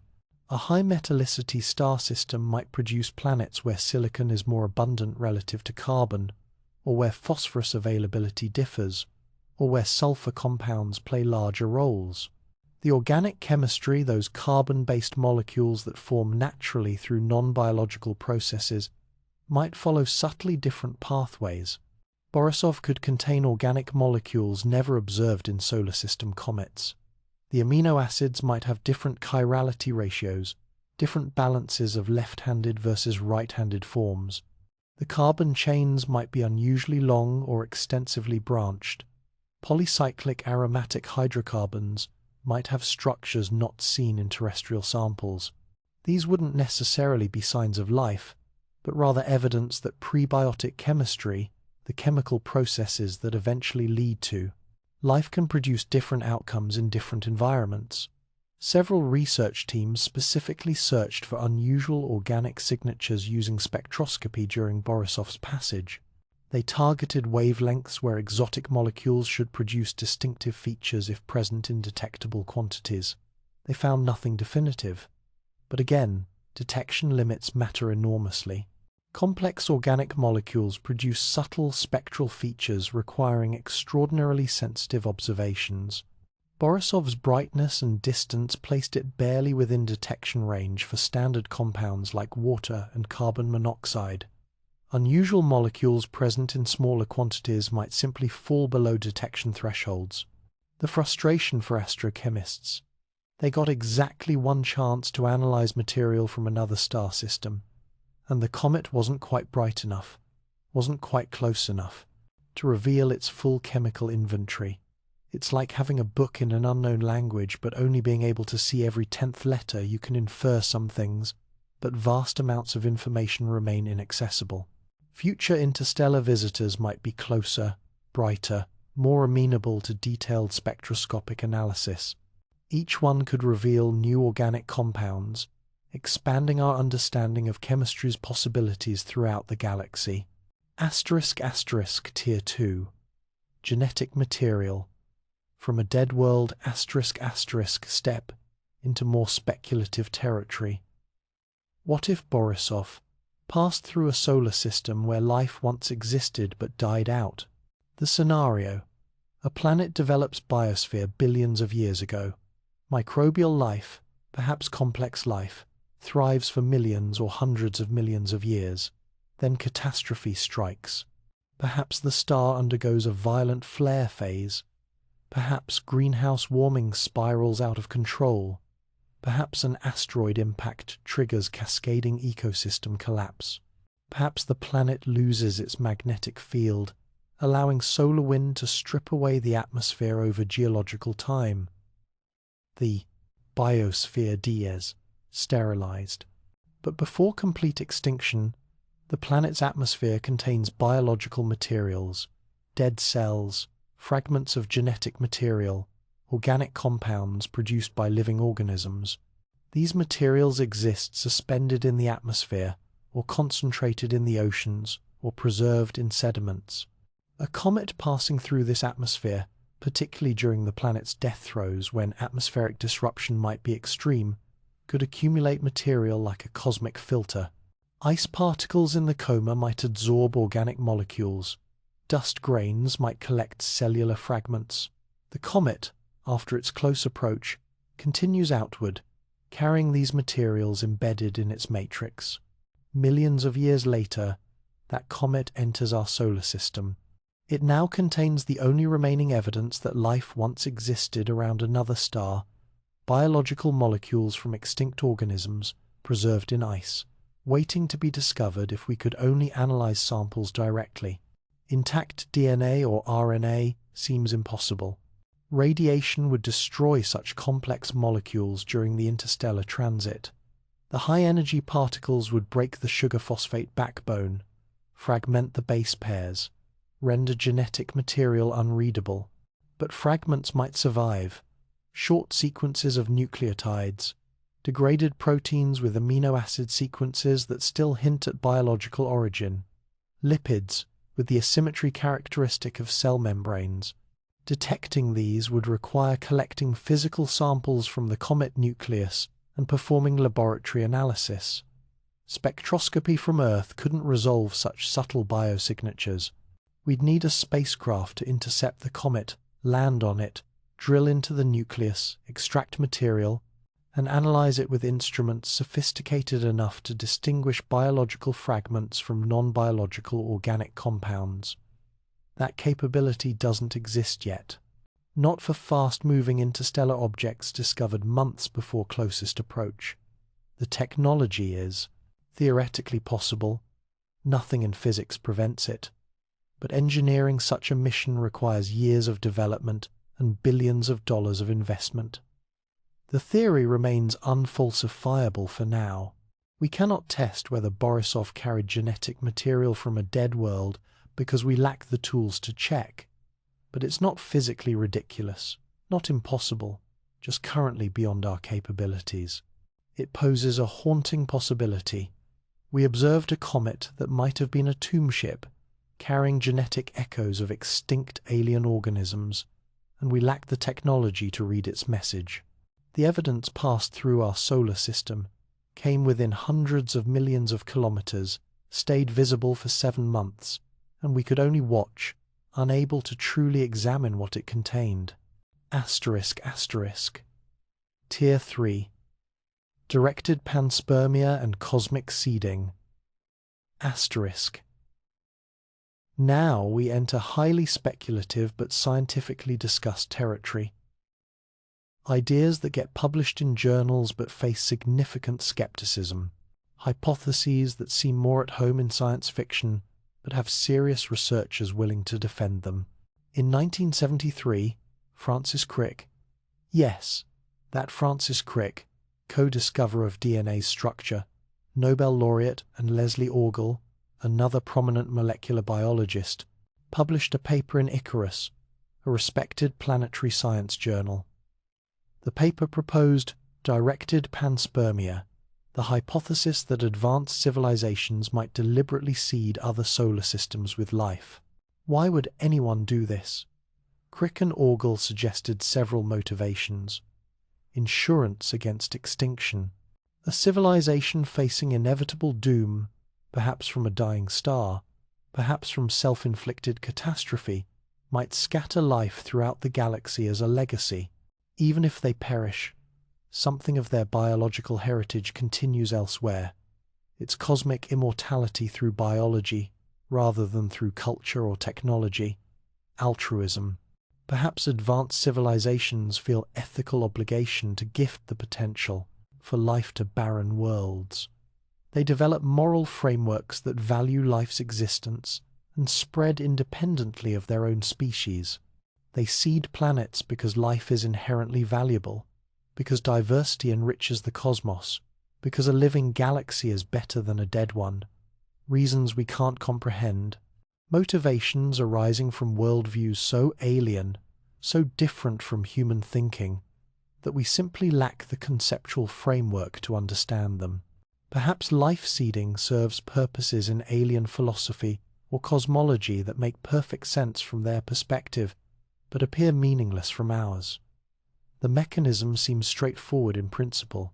A technological civilization manufactures probe ships loaded with hardy microorganisms, extremophiles selected for their ability to survive various planetary conditions, bacteria that thrive in extreme cold, archaea that tolerate high radiation, spores capable of remaining dormant for millions of years, a biological toolkit for colonizing diverse worlds.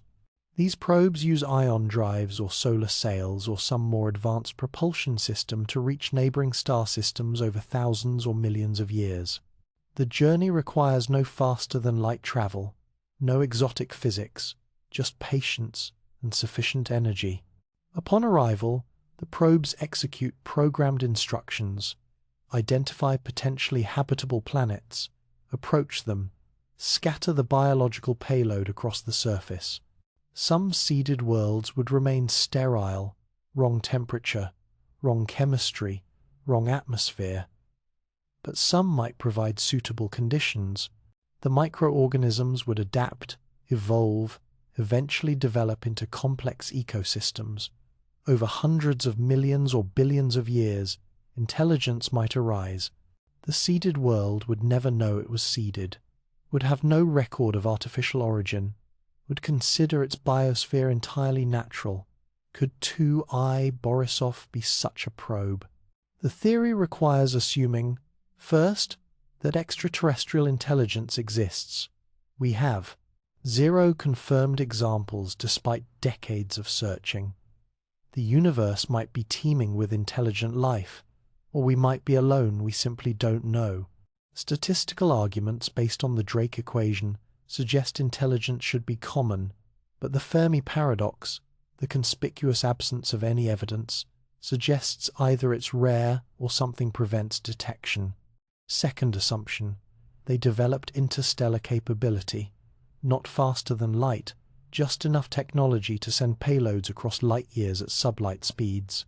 This seems achievable. We can envision such missions with straightforward extensions of current technology.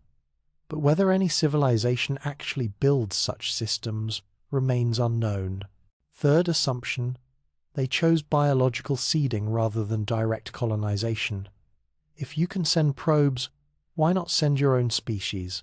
Perhaps biological reproduction is easier than sustaining complex organisms during million-year journeys. Perhaps they're intentionally avoiding direct contact. Perhaps they're extinct and automated systems continue executing programming from civilizations long dead. Fourth assumption, Borisov is one such probe rather than a natural comet. This seems most implausible given observations. Every measurement suggests natural composition and behavior. Where's the technology? Where are the manufactured structures? Each assumption adds improbability.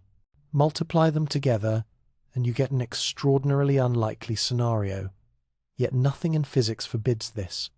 Nothing requires it to be impossible. Detecting artificial origin would require finding evidence of deliberate engineering. Perhaps unusual isotope ratios indicating artificial manufacturing processes, element abundances that couldn't result from stellar nucleosynthesis. Perhaps organized structures within the comet too, geometrically precise for natural formation chambers, shielding, or containers visible in internal imaging. Perhaps radio emissions or optical signals indicating functioning technology. Observations detected none of these things. But again, we only observed the exterior. We couldn't examine the nucleus's internal structure. We couldn't perform detailed material analysis. Advanced materials might mimic natural ice and rock to protect delicate contents from the hostile interstellar environment and from potential detection by whoever discovers them. The theory remains unfalsifiable based on current observations. We can't prove Borisov is artificial. We can't prove it isn't. It exists in that frustrating space of highly unlikely but not quite impossible. Asterisk, asterisk. Tier 4. Ancient technological artifacts. Asterisk, asterisk. Push speculation further into territory that most scientists consider unrealistic, but can't quite dismiss as absolutely impossible. Our galaxy is approximately 13 billion years old. The first stars formed within a few 100 million years of the Big Bang. Planets around those early stars might have developed life billions of years before Earth existed. If intelligence arose even once among those ancient worlds, and if they developed technology, and if they sent exploration probes or communication devices into space, those artifacts would still exist. Technology degrades, certainly. Electronics fail, mechanical systems break down, but some materials remain stable indefinitely over geological timescales. Certain ceramic composites, crystalline matrices potentially encoding information in atomic arrangements, maybe even biological materials if properly preserved. Imagine a civilization that existed 50 million years ago, dozens of light years from here. They sent exploration probes throughout their region of the galaxy, perhaps thousands of them, perhaps millions, dispersed across hundreds of star systems. Most crashed into planets, or stars. Most malfunctioned over time, but some remain adrift, no longer controlled, no longer functional, simply obeying orbital mechanics as inert objects. Occasional, gravitational. Interactions with stars or giant planets fling these defunct probes onto new trajectories. Over millions of years, they wander through the galaxy, like all the other debris indistinguishable from natural asteroids and comets without close examination. One eventually passes through our solar system. From external appearance, it looks like any comet. Icy surface accumulated during millions of years in deep space. Rocky dust, frozen volatiles. But deep inside, Protected by meters of ice acting as radiation shielding and insulation, sits the original artifact, dormant, ancient, waiting for nothing because its creators are millions of years extinct, and it has no programmed purpose beyond what it already completed eons ago. Borisov's natural appearance argues against this scenario. Every measurement indicates normal comet composition, but we only observed its exterior through telescopes. Advanced materials designed to survive interstellar transit might specifically mimic natural substances to protect against cosmic hazards. Ice provides excellent radiation shielding, for instance. The hypothesis appears in R.V. Loeb's writing and public advocacy. Loeb argues strenuously that scientists shouldn't dismiss technological explanations without investigation. His point: if we never seriously look for artificial objects, we'll never find them, even if they're relatively common. The counter-argument: extraordinary claims require extraordinary evidence. Proposing alien artifacts based on ordinary observations violates parsimony. Occam's razor suggests preferring simple explanations over complex ones. Borisov looks like a comet, behaves like a comet, has composition like a comet. Saying, "But maybe it's an alien probe inside," adds unnecessary complexity without evidentiary justification. Yet Loeb's broader point holds weight. Maybe we should check. Maybe dismissing possibilities based on intuition rather than investigation represents intellectual laziness. Maybe the scientific method demands we actually test hypotheses rather than rejecting them as implausible. Borisov's detection inspired Loeb to propose Project Lyra, a conceptual mission to launch a fast spacecraft that could catch up to interstellar objects years after they've passed through the inner solar system. The mission would use advanced propulsion, perhaps nuclear, thermal, or electric, to achieve velocities exceeding anything currently operational. The spacecraft would catch up to the target, photograph it at close range, potentially even land and collect samples. Such a mission would definitively answer questions that telescopic observation cannot. Internal structure becomes visible. Surface composition can be analyzed directly. Any artificial elements would be detected. The proposal remains conceptual, unfunded, unscheduled, but it represents serious engineering analysis of how we might actually investigate these possibilities rather than merely speculating about them. Asterisk, asterisk. Tier 5. The universe might be stranger, asterisk, asterisk.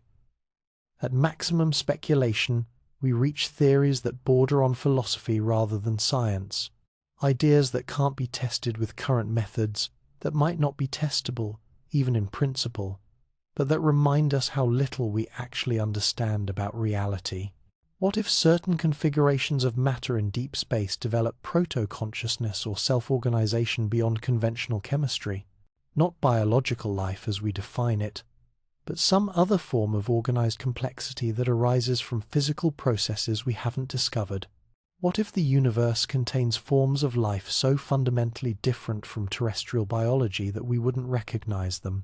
Not just exotic biochemistry, different information, storage molecules, different solvents, different energy sources, but something that doesn't even fit our conceptual category of life.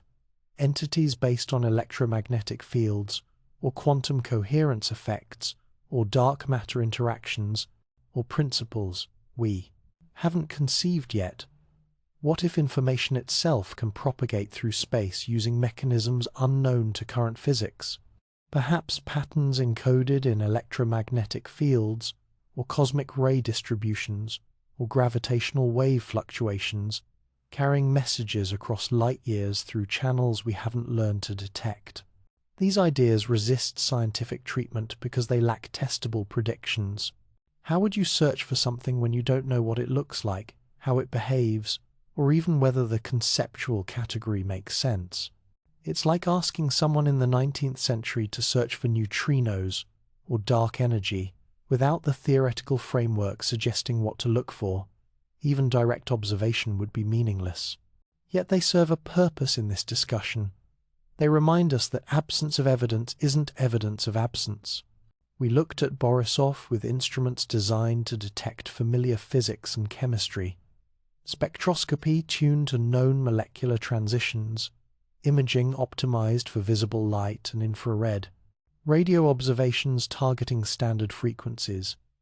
If something truly alien existed, aboard something operating on principles outside our scientific framework, would our telescopes even recognize it? Probably not. Our instruments detect what they're built to detect. Everything else passes unnoticed.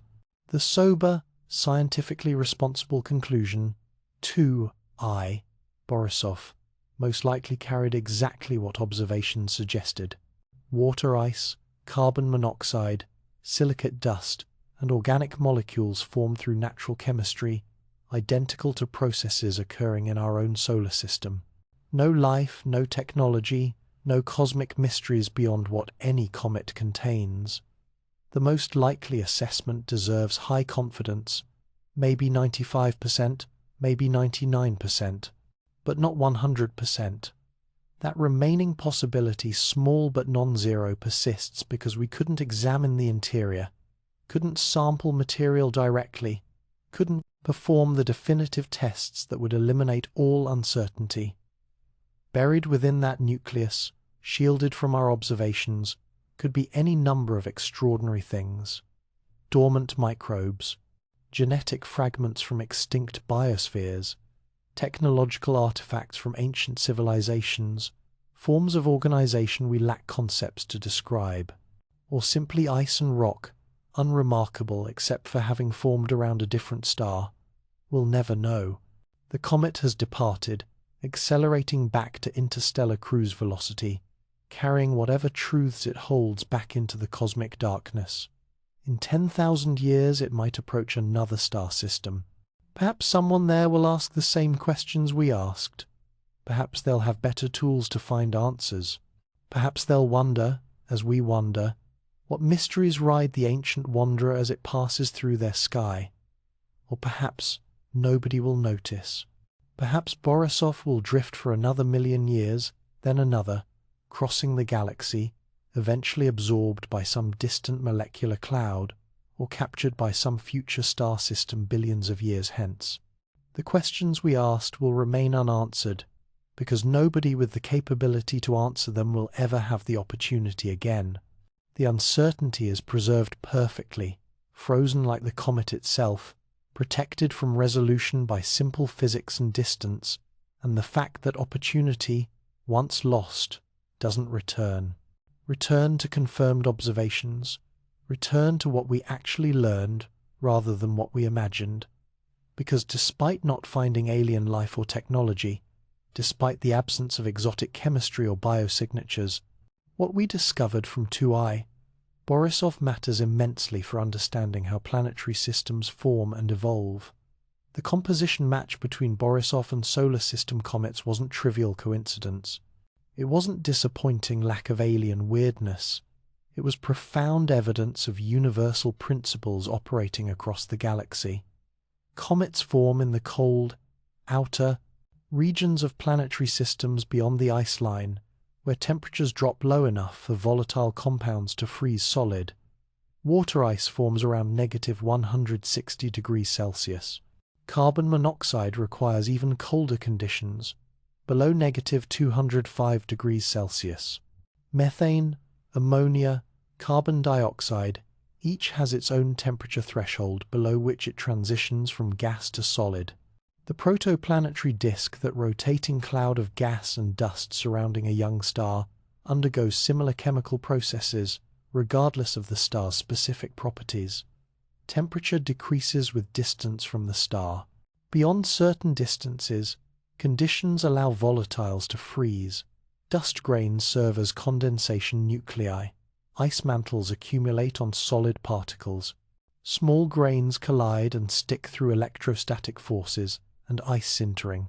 Gradually, over millions of years, centimeter-sized particles become meter-sized, then kilometer-sized, eventually building the comets and icy planetesimals that populate the outer solar system. This process, called accretion, operates identically, whether occurring around our sun or a star dozens of light years distant. The physics doesn't change. Gravity works the same. Ice formation follows the same thermodynamics. Collisional growth obeys the same mechanical principles. Borisov's composition proves this. Its water content, its carbon monoxide abundance, its silicate dust, its organic molecules all match what we measure in solar system comets to within observational uncertainty. The match isn't perfect. Some ratios differ slightly, some abundances show minor variations, but the overall chemistry is remarkably similar. This tells us something profound about cosmic uniformity. The rules that governed our solar system's formation govern other systems. The chemicals available to build planets are similar across the galaxy. The processes that lead from dust clouds to planetary systems follow predictable patterns. Borisov's high carbon monoxide concentration tells a specific story about its origin. Carbon monoxide's extremely low freezing point means high CO content indicates formation beyond the carbon monoxide ice line, several astronomical units from the parent star at minimum, possibly much farther. In our solar system, co-rich comets likely formed in the region where Uranus and Neptune orbit, or even farther out in the scattered disk or Oort cloud. This implies Borisov's home system had similar architecture to ours. Inner rocky planets where temperatures remain too high for volatile ices, outer giant planets where gravity dominates, and a distant region of icy bodies accumulating in the cold darkness beyond. The architecture isn't identical. We don't know the specific distances or planet sizes, but the organizational pattern appears universal. Why do planetary systems organize this way? Because the physics demands it. Close to the star, temperatures vaporize volatiles, leaving only refractory materials, metals and silicates to build planets.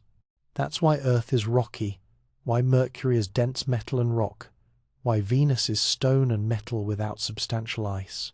Farther out, past the ice line, water freezes and becomes available for planet building. That's why Jupiter and Saturn have massive atmospheres of hydrogen and helium captured onto icy cores. Even farther out, the coldest volatiles freeze, creating the carbon monoxide-rich objects like Borisov. The pattern repeats because the underlying physics repeats. Every star heats its surroundings. Every protoplanetary disk has temperature gradients. Every system develops ice lines. Therefore, every mature planetary system should show similar organization. Terrestrial planets inward, giant planets in the middle regions, icy bodies beyond.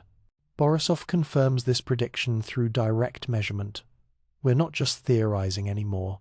We're analyzing actual samples, admittedly through telescopes, rather than in laboratories, but still real material from another planetary system.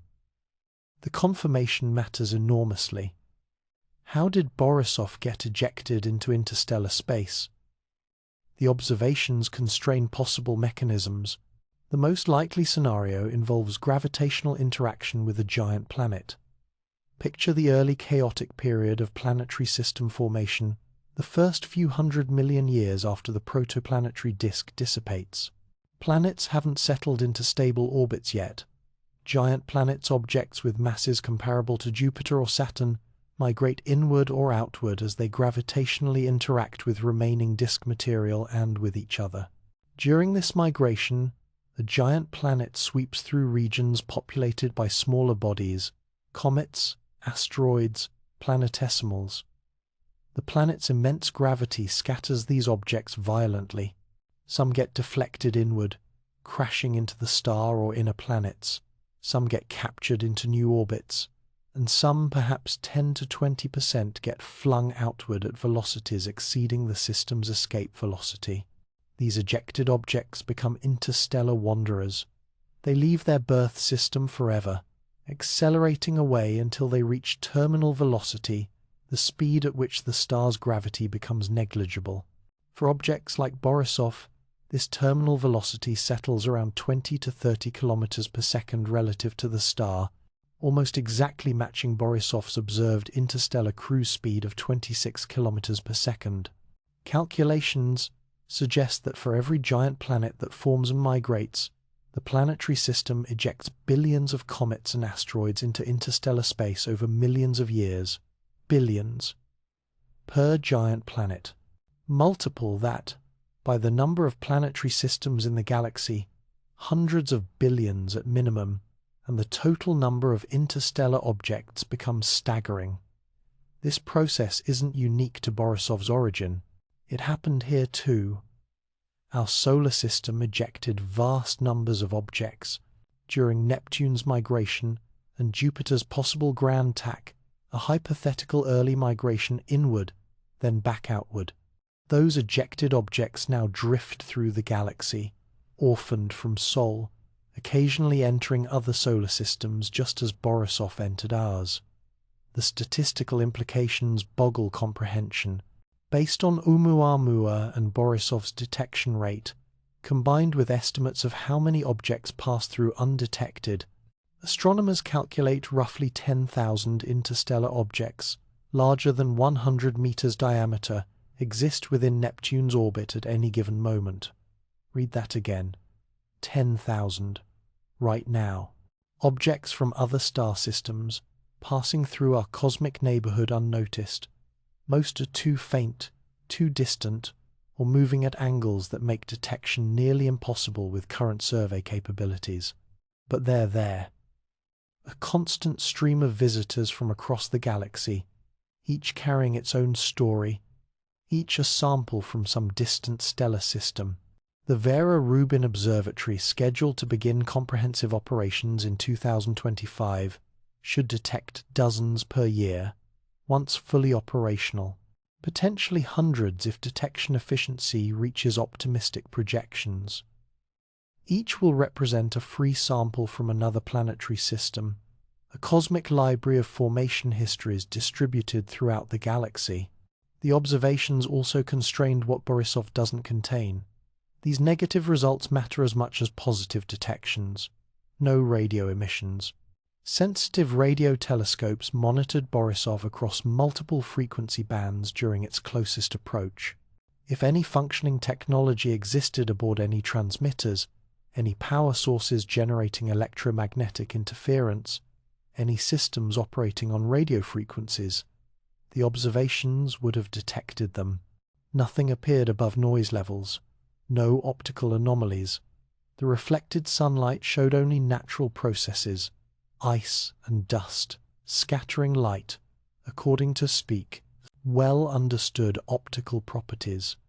No unusual spectral features that might indicate artificial materials, no metals in unexpected abundances, no geometric structures creating diffraction patterns, no polarization anomalies that might suggest manufactured surfaces, no thermal excess. Infrared observations measured Borisov's temperature precisely. The heat signature matched solar heating alone, with no internal power source. Any functioning technology, any electronics, any radioactive power supplies, any systems generating waste heat would produce thermal emissions above the baseline established by solar radiation. Nothing excess appeared. No trajectory anomalies beyond natural outgassing. Precise tracking of Borisov's orbit detected slight acceleration, caused by outgassing completely normal for active comets, as vaporizing ice creates thrust. But no course corrections, no directional changes suggesting propulsion or attitude control, no deviations from pure gravitational trajectory except what outgassing naturally produces. Every test for artificial characteristics came back negative. Either the comet is entirely natural, or any technological elements are so perfectly disguised or completely dormant that our observations couldn't distinguish them from rock and ice. For astrobiology, the implications mix frustration with guidance for future research. The failure to detect biosignatures doesn't prove Borisov lacks life. It proves our detection limits. If microbes exist deep within the nucleus, protected from observation by meters of ice and rock, we simply lack capability to find them from hundreds of millions of kilometers away. Spectroscopy can identify molecules in the coma, the gas and dust surrounding the comet, but not materials locked inside the solid nucleus. This negative result helps define requirements for future missions. To definitively assess whether interstellar objects carry life, we need spacecraft that can intercept them, land on them, drill into them, and analyze samples with laboratory precision. Anything less leaves the question open. Telescopic observations, no matter how sophisticated, cannot answer this question definitively. They can identify suspicious chemistry, unusual organic molecules, isotope ratios suggesting biological fractionation, compound ratios difficult to explain through non-biological processes. Such findings would motivate sample return missions, but they cannot rule out life's presence if biosignatures exist below detection thresholds. Before we dive back in, tell us where you're tuning in from, and if this story touches you, make sure you're subscribed because tomorrow I've saved something extra special for you. The broader lesson: the universe delivers information freely if we watch carefully. Every interstellar visitor carries data encoded in its composition, structure, and trajectory, a message in a bottle thrown across the cosmic ocean. Borisov's message read, "The star system I came from operates like yours. The chemistry that built me follows the same rules that built your comets. The physics that ejected me affects all planetary systems. You are not unique." That message, while perhaps less exciting than finding alien microbes, matters profoundly for understanding our cosmic context. It tells us that Earth's formation wasn't a special event requiring unusual circumstances. The processes that created our world, accretion in a protoplanetary disk, chemical differentiation, delivery of water and organics by comets, operate throughout the galaxy. If those processes produced life here, they could produce life elsewhere. Not certainty, but possibility grounded in demonstrated universality. It tells us that material exchanges freely between star systems on timescales of millions of years. The galaxy isn't a collection of isolated island systems. It's a connected whole where comets born around one star can visit another, where chemistry from distant nebulae can arrive at our doorstep, where the boundaries between here and there blur over cosmic time. It tells us that our solar system continuously receives visitors, not rarely, not as once-per-century events, but constantly, with multiple objects passing through at any given time, most too faint or too distant to detect but present nonetheless. We exist in a river of interstellar traffic, most of it flowing past unnoticed, and it tells us we're just beginning to read these messages. 2 confirmed interstellar visitors in 2 years. Oumuamua and Borisov represent the start of a new field of astronomy, not its culmination. Each visitor teaches us something. Each adds data points. Over decades, as detections accumulate, we'll build comprehensive understanding of what interstellar space contains, how frequently objects travel between systems, what diversity of compositions exists. The implications for life's distribution remain uncertain. Borisov didn't answer that question, but it clarified what questions we should ask and what capabilities we need to answer them. If life exists elsewhere in the galaxy, if it spreads through panspermia, if biological materials travel between star systems on comets like Borisov, then detecting it requires, first, better detection capabilities to find interstellar objects earlier, track them more precisely, and identify the most interesting targets for detailed study. Second, rapid response capabilities to redirect telescopes or spacecraft quickly when promising targets appear. Third, eventually, sample return missions that can catch up to interstellar objects, land on them, extract material, and return it to Earth for laboratory analysis that can detect biosignatures no telescope could resolve. We lack these capabilities now, but we're building them. The technology exists or is in development. It's no longer science fiction, it's engineering challenges with known solutions requiring sufficient funding and coordination. Borisov proved that the universe freely delivers samples from other star systems. The question isn't whether more visitors will come, they definitely will, with mathematical certainty. The question is whether we'll be ready when they arrive, whether we'll have the tools to truly examine them, whether we'll be able to definitively answer the questions that Borisov left hanging. What did it carry with it?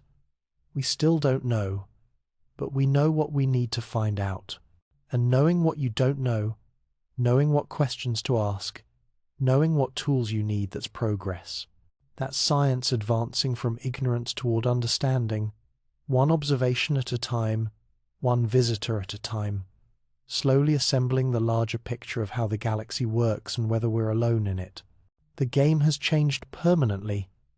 Before Oumuamua, interstellar objects were theoretical curiosities discussed in academic papers, predicted by models, but never confirmed. After Borisov, they're demonstrated reality requiring dedicated detection infrastructure, and astronomy is responding with the largest survey capability upgrade in history. Picture a telescope currently under construction on Cerro Pachón in Chile, 8 stories tall, a primary mirror 8.4 meters across large enough to park a school bus on, and mounted to this enormous telescope, a camera containing 3,200,000,000 pixels, the largest digital camera ever built for astronomy. This is the Vera C. Rubin Observatory, named for the astronomer who provided crucial evidence for dark matter's existence. When it becomes fully operational, it will revolutionize our ability to detect interstellar visitors and fundamentally transform time-domain astronomy. The Rubin Observatory will execute the Legacy Survey of Space and Time, LSST for short.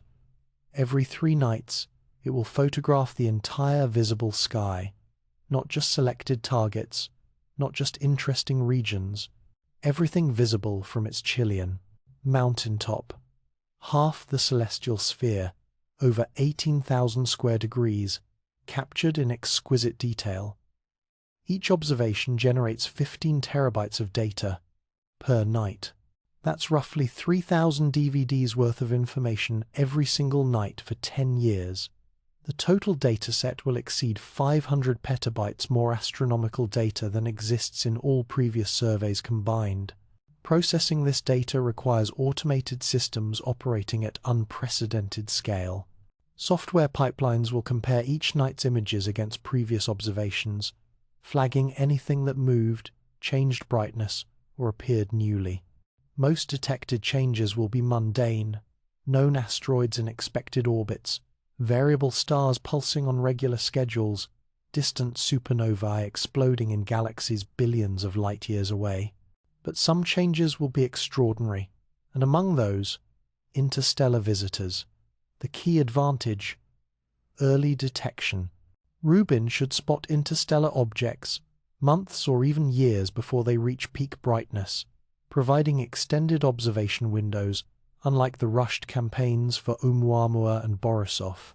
Imagine detecting an incoming comet when it's still beyond Jupiter's orbit, giving the astronomical community 6 months or a year to plan observations, coordinate campaigns, possibly even launch intercept missions. Early detection enables comprehensive study. Instead of scrambling to point every available telescope at a fading target, researchers can schedule observations systematically. Spectroscopy at multiple phases of activity, high-resolution imaging tracking structural changes, radio observations searching for anomalies, all conducted with proper planning rather than desperate improvisation. Detection algorithms are being refined specifically for interstellar objects. Traditional asteroid surveys assume objects orbit the Sun and use that assumption to filter data. Software identifies moving objects, calculates probable orbits, flags anything on collision courses with Earth or unusual trajectories. Interstellar visitors violate these assumptions completely. They're faster than they should be for their apparent distance. They move in directions inconsistent with solar system orbits. They appear briefly then vanish rather than following predictable paths, allowing extended follow-up. The old algorithms filtered them out as errors, anomalies, bad data points. The computers literally couldn't see them because programmers designed the software to ignore anything behaving that way. New algorithms explicitly search for these anomalous trajectories. They flag objects with suspicious velocities or hyperbolic paths. They trigger alerts automatically when something matches interstellar visitor profiles. When an alert fires, a coordinated response cascade begins immediately. Major observatories receive notifications. Observation programs activate pre-approved protocols. International coordination structures engage. Response protocols now exist where none did before. Oumuamua. The International Astronomical Union maintains updated procedures for interstellar object verification and follow-up.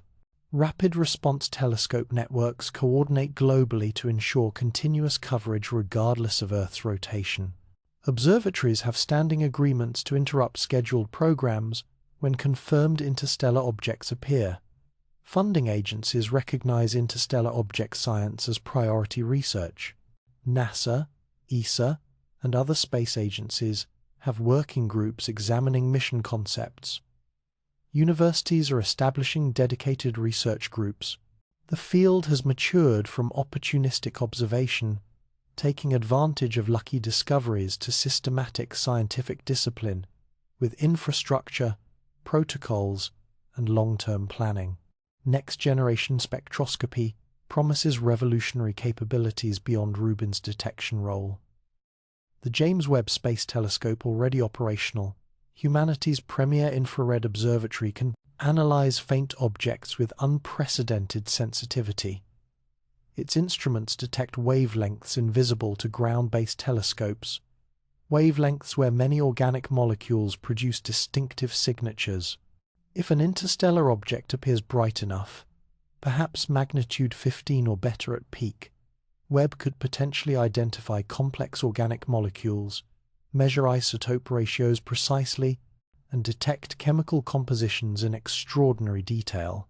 Imagine pointing Webb at an interstellar comet and obtaining spectra, revealing not just water and carbon monoxide, but specific amino acids, nucleobases, or other prebiotic compounds. That data would reveal the comet's origin story with clarity impossible for Borisov, which type of star system it formed around, what chemical processes occurred during its formation, whether its chemistry shows any anomalies suggesting biological influence. Ground-based observatories are upgrading too. The extremely large telescope under construction in Chile, featuring a 39-meter primary mirror, will achieve resolution and light-gathering power, dwarfing current capabilities. Adaptive optics systems correct for atmospheric turbulence in real time, producing images approaching theoretical limits. Spectroscopy reaches sensitivities, allowing detection of molecules present in trace quantities. But telescopes have inherent limits. To truly understand interstellar visitors, we need spacecraft. We need to go there, touch them, sample them directly. Several mission concepts exist in various development stages, ranging from funded projects to speculative proposals awaiting budget approval. The European Space Agency's Comet Interceptor, scheduled for launch in 2029, will station itself at the L2 Lagrange point, that gravitationally stable position about 1.5 million kilometers from Earth. There it waits, not targeting any specific object, simply waiting for something interesting to appear. When the interstellar object enters the inner solar system on an accessible trajectory, meaning the spacecraft has sufficient fuel to redirect and intercept, Comet Interceptor activates. It carries 3 separate spacecraft, 1 primary probe and 2 smaller sub-probes. During the encounter, they separate, approaching the target from multiple angles, capturing stereoscopic images and data. The mission can't land or return samples. It's a fast flyby at several kilometers per second, but it would achieve close-range observation impossible from Earth. Resolution fine enough to see surface features, spectroscopy sampling material directly from the coma without atmospheric interference, measurements of magnetic fields and particle environment. Comet Interceptor represents a philosophically different approach to space exploration, launching before you know the target, positioning assets strategically, then waiting for opportunities. It's reconnaissance rather than targeted investigation, but for unpredictable events like interstellar object appearances, reconnaissance might be the only practical approach. More ambitious concepts remain on drawing boards but receive serious engineering analysis. Project Lyra, proposed by Avi Loeb and aerospace engineers, envisions a high-speed probe capable of catching up to Oumuamua or similar objects years after they've left the inner solar system. The object is already past Neptune, racing outward at 87,000 kilometers per hour. Catching up requires exceeding that velocity significantly, perhaps 100,000 kilometers per hour or more. The mission would need nuclear thermal propulsion or advanced ion drives operating continuously for months or years. Solar panels become useless at such distances too far from the sun for sufficient power generation. Nuclear power supplies become mandatory. The spacecraft must be robust enough to survive years of operation with no possibility of repair or maintenance. Then, there's the target acquisition challenge. Oumuamua is tiny, perhaps 400 meters long, and no longer reflects much light at its current distance. Finding it requires knowing its trajectory precisely enough to point the spacecraft correctly months in advance of arrival. Navigation errors of even fractions of a degree would cause complete mission failure. The engineering challenges are formidable. The costs would be substantial, multiple billions of dollars at minimum, but nothing in the physics is impossible. It's not faster than light travel or exotic matter. It's straightforward rocket science scaled up to unprecedented performance requirements. NASA's Jet Propulsion Laboratory has studied rapid response mission concepts addressing a different challenge, launching quickly when an incoming object is detected. Current spacecraft take years from approval to launch. By the time you build and test a probe, the target has come and gone. Rapid response requires pre-built spacecraft sitting in storage, fueled and ready. When a target appears, you truck the spacecraft to the launch pad, integrate it with a rocket, and launch within weeks or months. The spacecraft must be designed for generic targets, flexible enough to handle comets, asteroids, or whatever appears, without requiring custom engineering for each mission. The costs include maintaining readiness, storing spacecraft, keeping systems tested, having launch vehicles on standby, but the capability to investigate interstellar objects before they escape would justify the investment. One well-executed sample return from an interstellar comet might answer questions that decades of telescopic observation cannot. The ultimate goal, landing on an interstellar object, drilling into its nucleus, extracting samples, and returning them to Earth for analysis. Imagine a spacecraft touching down on a comet from another star system. Anchoring itself against the weak gravity, comets have escape velocities, measured in meters per second, barely more than walking speed. Deploying a drill capable of penetrating meters into solid ice. Extracting core samples, preserving original structure. Sealing those samples in sterile containers, preventing contamination. Then returning them to Earth where laboratories can analyze them with instruments far more sensitive than anything spacecraft can carry. Such analysis could detect individual cells if organisms are present, sequence DNA fragments if genetic material survived, identify organic molecules with precision, revealing chirality, isotope ratios, and structural details, proving biological or non-biological origin. Measure age through radioisotope dating. Examine mineral inclusions revealing formation conditions. The technical requirements exceed current capabilities but don't violate physics. We've landed on comets before the Rosetta mission's Philae lander touched down on Comet 67P, Churyumov-Gerasimenko, in 2014. We've drilled into asteroids. The OSIRIS-REx mission collected samples from asteroid Bennu. We've returned samples from space. Multiple missions have brought back material from the Moon, from asteroids, from comet tails. Combining these capabilities and scaling up to interstellar distances requires engineering advancement, not scientific breakthroughs. Advanced propulsion for velocity and delta-v, autonomous navigation for precision intercept, hardened systems for years-long missions, ultra-compact laboratory instruments, sterile sample handling, all challenging, none impossible. The timeline for such missions spans decades, but planning begins now. Engineers design components, scientists identify key measurements, mission planners calculate optimal trajectories, budget analysts estimate costs. Political consensus builds slowly through conference presentations, published papers, and public engagement, demonstrating value. Beyond hardware, organizational infrastructure develops. The International Astronomical Union has established protocols for interstellar object nomenclature, the naming conventions ensuring consistent identification. Data sharing agreements ensure observations reach researchers globally within hours. Funding agencies coordinate to avoid duplication while ensuring comprehensive coverage. Universities establish dedicated research groups focusing specifically on interstellar object science. Graduate students choose thesis topics, analyzing Oumuamua and Borisov data, modeling interstellar trajectories, or designing next-generation detection algorithms. The field has critical mass now, enough researchers, enough data, enough open questions to sustain ongoing investigation. Economic investment follows scientific interest, though motivation remains primarily intellectual rather than commercial. Private companies explore possibilities.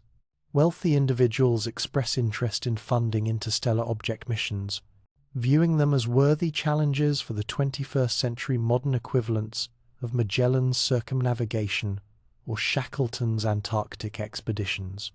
Some entrepreneurs envision robotic mining operations intercepting metal-rich interstellar asteroids, though economics remain speculative. An asteroid made of platinum or rare earth elements has enormous theoretical value, but retrieval costs might exceed that value by orders of magnitude. Still, technological progress might eventually make such ventures profitable. The next interstellar visitor could arrive tomorrow, or next year, or 10 years from now.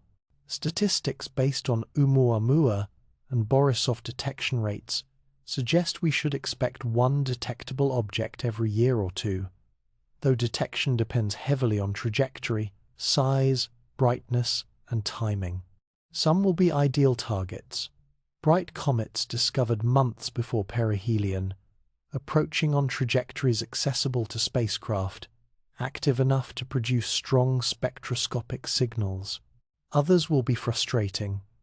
Faint asteroids, detected only after passing perihelion, or comets discovered too late for comprehensive study, or objects at awkward angles where observation geometry is poor. But each will teach us something. Each represents a sample from another star system, carrying information encoded in its composition, structure, and motion. Each adds data to the growing collection of interstellar object observations, slowly building comprehensive understanding of what travels through the galaxy and how frequently. When the next one arrives, and it will arrive with absolute certainty, humanity will be ready. Our telescopes will find it earlier. Our instruments will study it more thoroughly. Our response protocols will activate smoothly. Our spacecraft might actually reach it, and perhaps, finally, we'll get definitive answers to the questions that haunted Borisov's brief visit. What does it contain? Where did it form? Does it carry life or life's building blocks? Is it natural or could it be something else? Until then, we watch and wait. Telescopes scan the sky systematically. Software processes billions of data points, searching for anomalous motion. Astronomers remain alert for alerts from detection systems. Mission planners refine concepts for rapid response and sample return. Somewhere in the darkness between stars, another cosmic wanderer is already on its way toward us. crossing the light years at tens of kilometers per second, carrying whatever it carries, ice and rock at minimum, perhaps much more, moving toward whatever destination gravity provides, completely indifferent to whether anyone watches or wonders or waits. But we're watching now, we're wondering, we're waiting, because the universe has proven it freely delivers messages if we pay attention. And we've learned, finally, after missing countless opportunities, how to read the addresses on those cosmic bottles tossed across the galactic ocean. The next message is coming, and this time we'll be ready to read it.